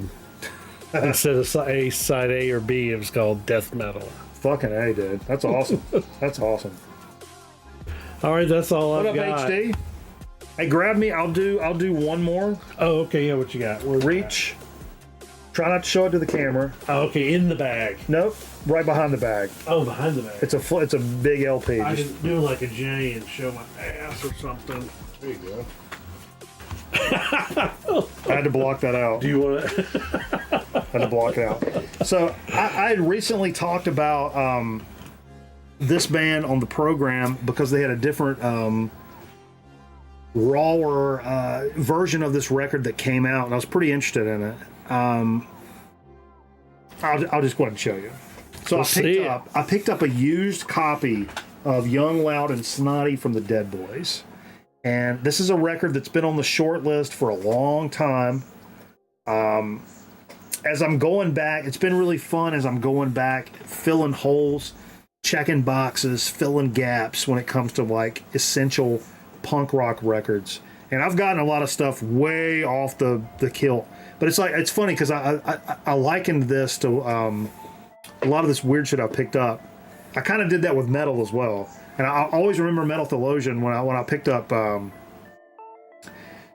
like, just in general, like records like Griffin and stuff like that. It's like, yeah, that shit's fucking cool, but let's get you squared away on fucking, on fucking, you know, like the, all the King Diamond shit and like Merciful Fate shit first. Like, get the essentials and then you kind of work your way, you know.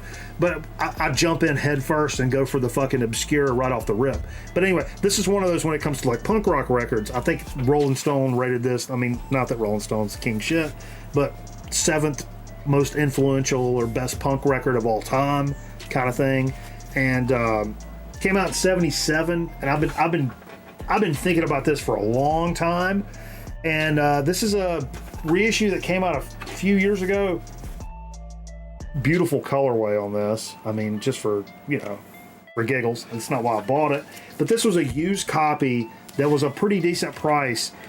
So a few weeks ago, they came out with what's called Younger, Louder, and Snottier, which I guess is the band's original intention on what they wanted the mix to sound like. Right. So it's much rawer, much more fucking just gnarly around the edges, not as polished. And it's probably why, honestly, I mean, you know, let's be honest. The reason why universally it's probably known as one of the better punk albums is because it's probably one of the more palatable punk records of that era because of the great production on what they did. Now, the band, and I'm immediately in my head when I'm talking about this, I'm thinking about Nirvana's Nevermind, where like one of the greatest bands of that era for sure. Obviously, there's no argument there. But then when you get into like Nevermind was so polished and perfect that the band and hardcore fans may be like, yeah, but fuck. You know, it's not exactly... Right, that's the selling out. But that also brought in so many more people because the production was slicker and it made the record more palatable. So I struggled with it, and you could get that Younger, Louder, and Snottier. I mean, I think I checked Amazon. It was like $22 shipped if you have Prime. It was almost a no-brainer, and I almost pulled the trigger. And then I start thinking, like, well, should I own the original, like, what was put out first, or should I get like what the band intended first? And honestly, I'm not going to own both. Really, I'm not a guy that's going to get two different versions of a record. Right. But so this was used and it popped up, and I figured it's kismet. I'm just going to go grab it for whatever reason. So I went and picked this up. It's a reissue from a few years ago. It got let me see what it says here, because what I remember is like this is like. It's hard. It's difficult to talk about a punk record getting reissued and remastered or whatever. It's like, oh, it sounds so fucking. Which is the complete opposite of audiophile punk record. Complete opposite of like what you would think from a punk record. But I do remember hearing really good things. This is Fabulous Jackpot Records. I may just be whistling Dixie here. Rolling Stone Best Top 10 Records. Sourced from the original master tapes. Pressed at RTI for maximum fidelity. Limited edition orange vinyl with black splatter. Anyway, I've heard good things about these represses. I was curious on what they were calling that, because that does not look like orange vinyl with black splatter. It looks like it's like beer puke. Yeah, it looks it's like punk. That's like a punk variant, you know. I was gonna say dumpster water. Okay. I was gonna say dumpster water, but I'm stoked to have this in the collection. I mean, it's one of those things like. You're collecting punk records. You're talking about punk records every week. I'm trying to get more and more into that kind of stuff. And this is not having this in the collection is kind of fucking stupid. And for a used price, actually finding it used without spending $30-$40 on something, this popped up used. Yeah, it was kind of a no-brainer to go scoop it up and boom, 100%. Excellent choice. Fuck yeah. That's dig of the week. Let's take a quick commercial break. We'll come back here with a So to Speak and Chip Chat, and we'll wrap this fucking bitch up and put a bow on it and send that bitch to fucking bed.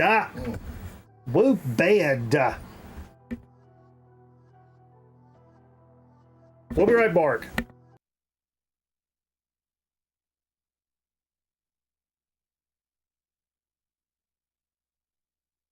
Grown Man Record ought to be back in a minute. Stick around.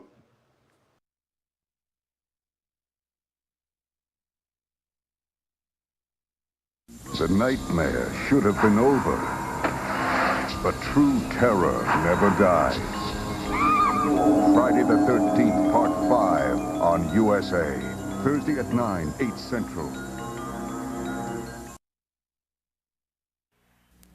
If you look as broad as this, and you'd rather look as slim as this, try the AIDS Reducing Plan. Delicious tasting AIDS candy contains vitamins and minerals, no drugs. Taken with a hot drink before meals, AIDS helps you curb your appetite. You eat less because you want less, so you lose weight naturally. Thousands of men and women have lost weight on the AIDS plan. You can too. Why not try AIDS? They work.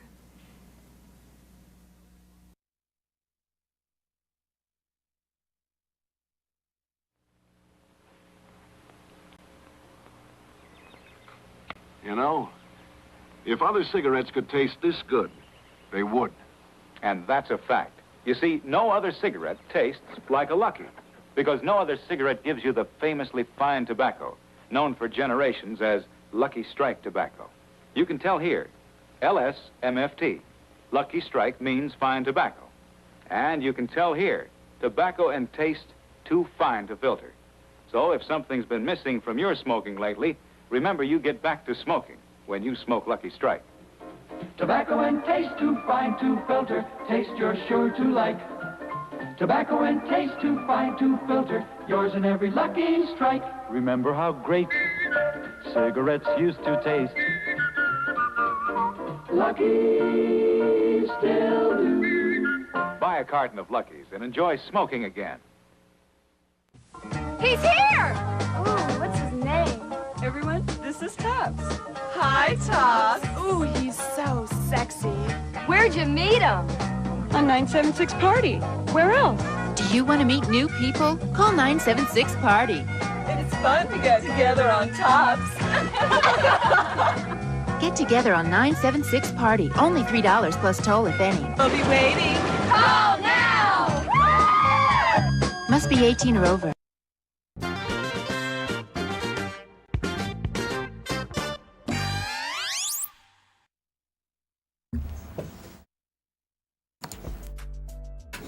Boom.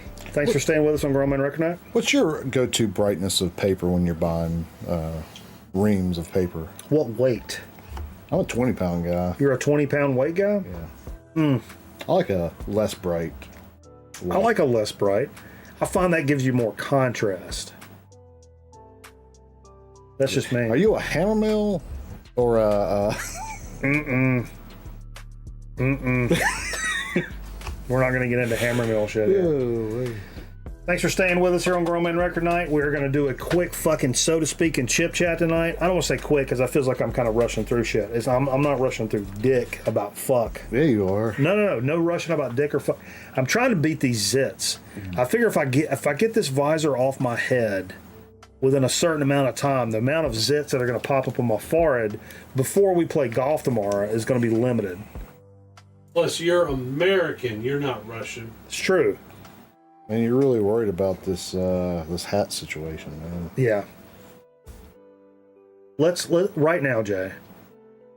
What do you mean? What's the percentage? What's your over under? My first tee shot tomorrow is in play. I don't know, man. I hadn't put much thought into it, to be honest. If you had to place a bet, in play, not a stripe down the fairway necessarily, but in play, just in play. Zero idea. Zero? You're saying zero? Idea. I have zero idea. Are you saying zero chance? I mean, I don't know, man. I don't really. Cameron was talking about the Telmed. Yeah, we remember Telmed.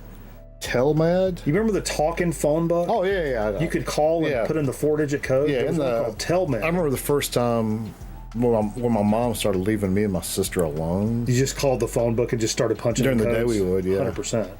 Me and Cameron did. That was a big thing. summertime thing. Absolutely. Well, before we get carried away. Then my uncle broke in our house while we were there, and they filmed an episode of Webster.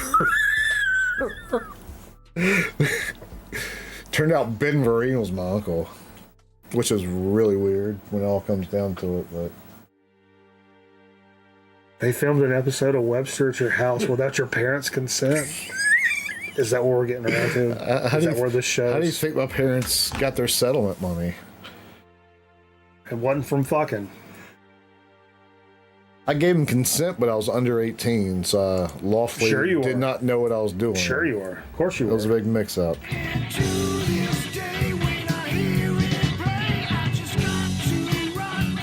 Oh, my sack's falling out. Sorry, guys.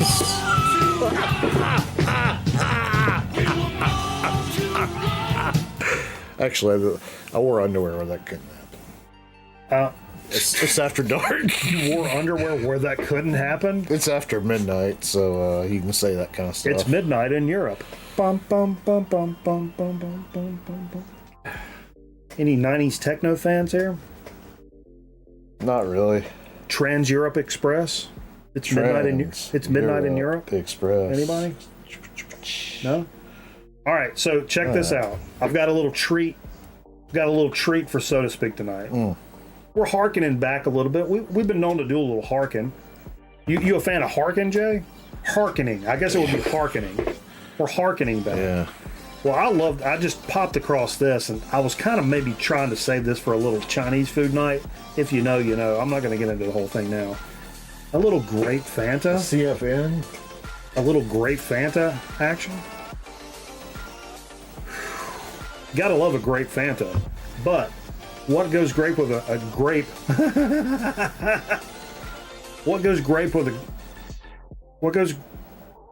What's a good combination with grape Fanta? Peanuts. You like peanuts, Jay? You a big peanuts guy? Ben, who's here, Steve? I don't know. What? Nobody. The fuck? Oh. Well, somebody was here. Maybe Steve come in late. Don't do that. I thought Steve was coming in late, you know? Don't do that. No, he was looking like there was somebody here. You're looking like somebody's here. You had me freaked out. All right, so what? No, I'll warn you, these are unsalted. Take you a short. No, I'm good. No. What the fuck you mean? You're on the fucking show. You're doing the goddamn thing we're doing. What are we doing? Take a chorker of peanuts. For what? I won't give you a lot. That's good. Chaw them up. You gave me a bunch of shells. They're not shells. I've never seen anybody sort through peanuts like that. That's fucking weird as fuck. That is weird goddamn behavior. Jay is a nut sorter. Now, as you're chorking them, take a pull. When I was take a pull. Don't waste it. Don't take it now. One summer at camp, we learned how to sort through nuts, and we had competitions for it. I'm gonna carl it. It doesn't do anything for me.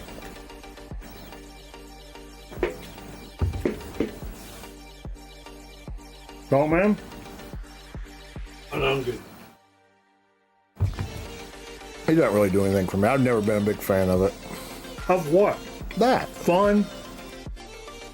Well, no fun. No adventurism. No curiosity. You know. Here, I'll flip. I'll do it. Have to get ready. You got to get mentally prepared. I can't say how much I'm that's giving good. you. Zaltman. I saw Zaltman go to the corner and start hitting his head real hard, and come back here and say he'd do it. Just gotta get psyched up. Gotta get psyched up. It's a peanut butter and jelly. He's the Brian Bosworth of peanuts. Sure. So the trick is... Every sport has one. Actually, cameraman, Captain Carburetor in the chat right now, gave me this idea. It's one of the first things we ever did on So to Speak, ever. He mentioned doing it with grape juice. He said he would go outside for a smoke break and get a sleeve of peanuts and like a Welch's grape juice. And you eat the peanuts, you chase it with the grape juice, and he was like, peanut butter and jelly. And I'm like, oh. And I like doing I like doing the peanuts and the Coca-Cola thing. Southern tradition, putting the peanuts in the Coke. If you do peanuts and a grape soda, it's even better, really. All right, now I'll start to chew them up. Let me try it.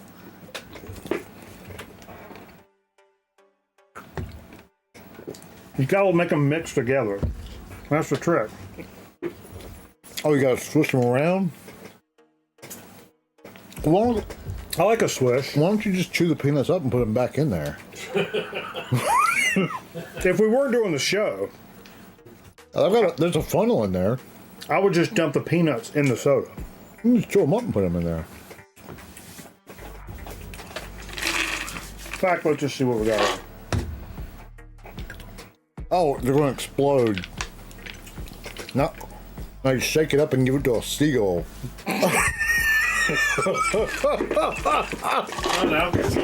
Yeah. I shake it up and I give it to my autistic nephew. Oh, look at the sides. It's like.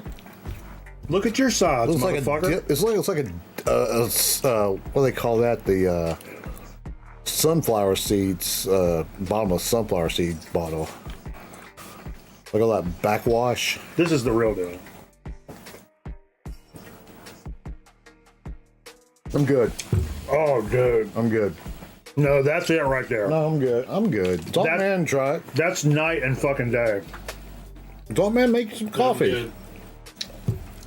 I'm inviting them to everything at your house. I got some caffeine shit. You want some caffeine shit? Okay. I'll hook you up. All right. It's not like anything you probably ever had. You know what? Should have blow your mom, bro. You know what Dexedrine is? We'll talk about it after the show. Okay.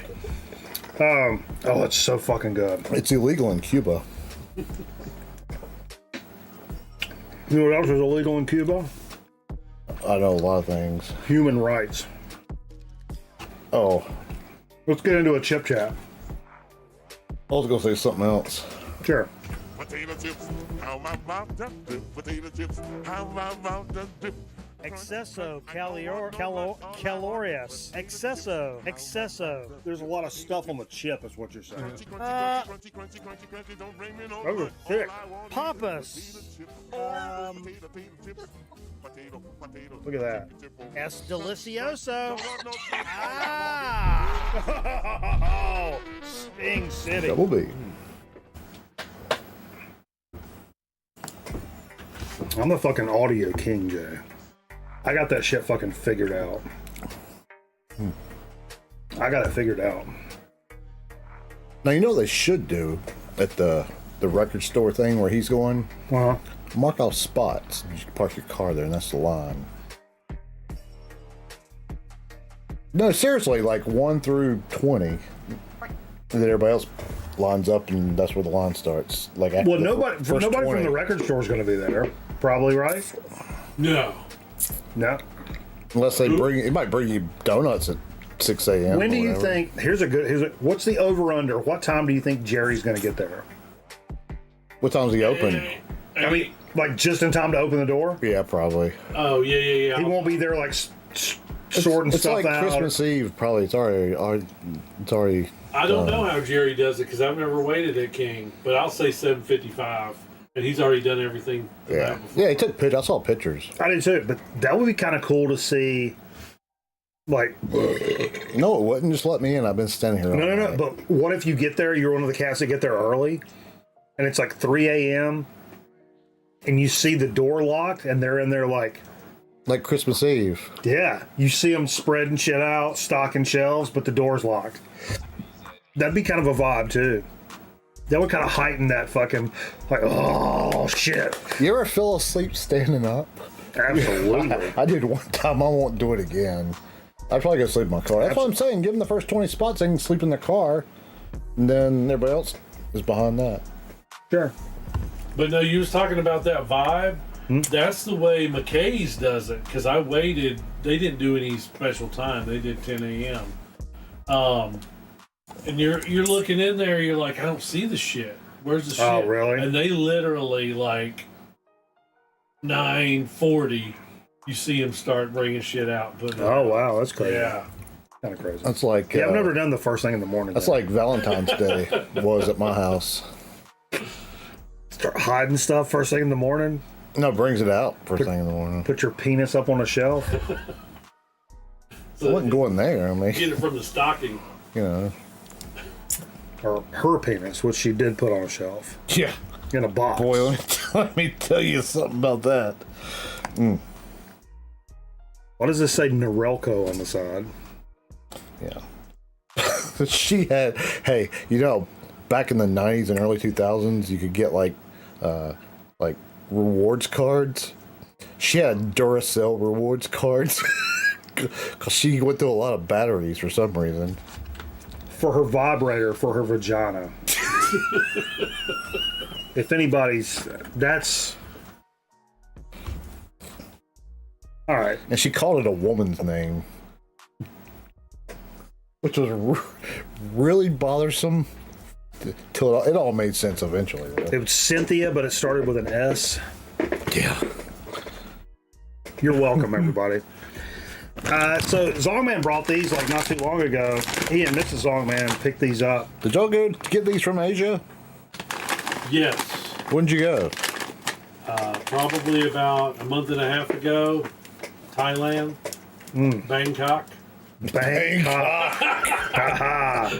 Speaking of Bangkok, speaking of your ex-wife, Jay. Did you get any tattoos while you were over there? Only on my face. On Bangkok? Hey, it's the kitty cat. What does this say? I don't know what this says. Spicy beef. Apparently, we're starting out minus 50 points from the get-go. Okay. Minus 50%. All right. We're right off the rip. We're in a deficit right off the rip. That'd be all right. I think these are going to be pretty good. You could be wrong. Do we have any idea what this is? Are these Chinese? This is Chinese, I'm pretty sure. It is Chinese. This is straight Chinese. So you went to proper China? No, Hong Kong. Hong Kong. Hong Kong. Hong Kong Fooey. It's a beef base. That's got a great aroma to it, Jay. Great. It's got a great aroma. So you turned your head pretty quick. Like it hit you pretty hard. It's a unique aroma. It's this flavor. I mean, I'm just going to be honest. It's this flavor. Whatever that wad of... That's a wad of... That almost looks like a salmon fillet. Whatever that is, it's that flavor. It's bat brisket. See, this has got COVID written all over it. You say Povid? Like Maury Povid? No. I don't hear too well. Thankfully, I'm thoroughly stocked up on my boosters. There's a marijuana leaf on there. Whoa, I smell it over here. He likes it. Let's hold that fucking phone. That's about what I expected, though. Okay. From the smells, pretty close to what I thought. I think these are going to be pretty good. Okay. I don't like it. Of course you don't. Of course you don't. Because it's not fucking... Cut up hot dogs and macaroni and cheese. It's rump roast. It's my mom's rump roast. The toddler diet. No, Ooh, I love this. Yeah, the smells see real what you good. think. Yeah. It's,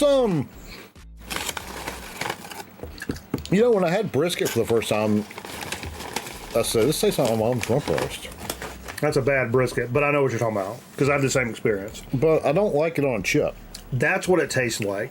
Beef. So it's a beef chip, and it tastes like pot roast. Yeah, like meat and taters. Like meat and taters. Yeah. What we'd call around here meat and taters. Like pot roast with your potatoes and your carrots and that stuff. With a twang. Yeah, I'm not big. I've never been a big fan. I mean, I ate it as a kid, like every Sunday, just about. I mean, like my mom made one literally once a month. I got tired of it. And the flavor wasn't my favorite, but that's all I had to eat. What I taste pretty prominently, to me, aside from the beef flavor, the beans. The beef flavor could be associated maybe with like when you do beef top ramen. Yeah, Corky. Or oodles and noodles. He won't eat that. Don't do that. Nope, she won't eat it. Corky ate it last time. Fuzzy's the only one that'll eat it. Corky might eat it. Corky. Hey. But aside from the beef flavor, which reminds me of the beef oodles and noodles or top ramen, I taste green pepper pretty prominently, like cooked green pepper. I don't. I definitely get a green pepper thing going on there. You can do it, buddy. Come on. Here's something that'll blow your mind. I read this today. How many of you guys knew this? Paprika, right? Yeah. You put it in all your fucking shit. Paprika's in fucking everything. Mm-hmm. You know what's red pepper? It's like dried red pepper, like sweet red pepper. Okay. You like draw it out, chop it up. That's paprika. Okay. Somebody, the meme was like, here I was thinking there's these fucking paprika trees floating around over here. But yeah. Somebody got you, huh? What up, Zorlock? Beef chips don't fucking work. Yeah, they don't. It's not bad, but the problem is, and this will, for people like, I know like Cameraman doesn't like artificial meat flavored stuff. It's one thing if you do like an onion or a garlic or name any spice, crab chip or whatever, which is really about the spice and all this stuff. Mm-hmm. That's okay, but when you start imitating hot dog and baby back rib and fucking beef and chicken and stuff like that, he gets a little freaked out about what are they doing to do that. Mm-hmm. And I feel that vibe with this, especially it being from China. Mm-hmm. But this is, dude, compared to like a lot of the foreign chips, the chicken feet we done from this, right, and this beef one, are top tier compared to like some of the seafood flavored stuff that we've done that, while good for a couple of bites, if you really start thinking about it, you're like, dude, this tastes like the bottom of a bait bucket. Sure. They're leaps and bounds above a lot of the seafood stuff. Yeah. I was just gonna say this needs like the onion or something. Yeah. In it. Look on there as far as what else it's showing. It looks like it's showing chives and cloves. Yeah, it tastes Do you taste that in there? It's got a unique flavor. There's definitely some other stuff going on there. Yeah. It's not just a beef thing, and it's not an American beef like I was talking about meat and taters and carrots and potatoes. It's not that. It gives me that. It initially makes me think of that, but there's definitely some other like Chinesey stuff going on top of that vibe, which God bless them. But they got their own fucking thing working over there, Jay, and that's that's what makes them, and that's what makes us. I think it's us. it tastes very true. Sure. Very authentic. Yeah. I like that they do things their way, and I like the fact that we do things our way as well. Did we make it for them, or do they have their own plants over there? What do you mean by plant? Is this a conspiracy theory? See if I can read this. Lay's. Manufactured in a bat cave. We were watching Batman. Manufactured by PepsiCo Foods, China. China. China. Bongjuan. Bong, 420. Shanghai, China. This is a product can expose you to chemicals, including lead. No. Does it really say that? Yeah. No, it doesn't. Yeah. None of that is on there. This product There's not even that much English on there. This product can expose you to chemicals, including lead and cadmium, which is known to the state of California to cause cancer. Only in California, though. Can't get that in North Carolina. For more information, go to www.pbswarnings.cs.gov. That's concerning. Low-key concerning. Best before 522, so they're good. At least that ain't gonna hurt you. Thumbs up. Filing no currents. There's a lot of chemicals in this. Sure. Well, any good chip's gonna have some chemicals. Potatoes, vegetable oil, spiced beef, seasoning. You see a phone number? Doesn't appear to have a phone number. Actually, hold on. They covered the. I don't know if I have the alphabet on my phone though. They covered the information in Chinese. So you can't actually see numbers. They didn't put it on this label over top of it. Not going to put a label on it. It's kind of nice. What if your phone looks like that? Well, I don't know how to call it internationally. I tried one time and it didn't work. I tried a couple times. No, I called Canada from work, Yeah, actually. we all remember you trying to do that. No, I did successfully call Canada from work a few weeks ago. It was a problem. And it worked. So. Let's go back over to Twitch, listen to a couple of record albums before we call this bitch a fucking evening. Thanks everybody for joining us for Grown Man Record Night. Have a fantastic record store day. Fucking 420 if you celebrate. Me and Jake are gonna go play some golf tomorrow on 420. Have a good time over there, and we'll be back for the Shelvin Show. That's going to be on Sunday night over on the Twitch channel, twitch.tv/Grown Man Record Night. Be sure to drop a follow over there. We're live over there pretty much every night of the week. Don't miss the fucking party. Do us a favor. Join the team. Come on in for the big win, will you? We'd appreciate you. While you're at it, while we're just sitting here talking like fellas, smash that fucking like button, will you? It helps the channel out. Doesn't cost you anything. It bumps it up in that fucking algorithm. Maybe somebody that's never seen Record Night before in their life gets an opportunity to check it out and come in here and fucking hate on it. That's all we ask. Yeah. Just an opportunity. Let's go back over to Twitch. We'll listen to a couple more record albums. We'll call it off for the night. Thanks again. We'll catch you next time. You are not Japanese. You are not a Tanaka.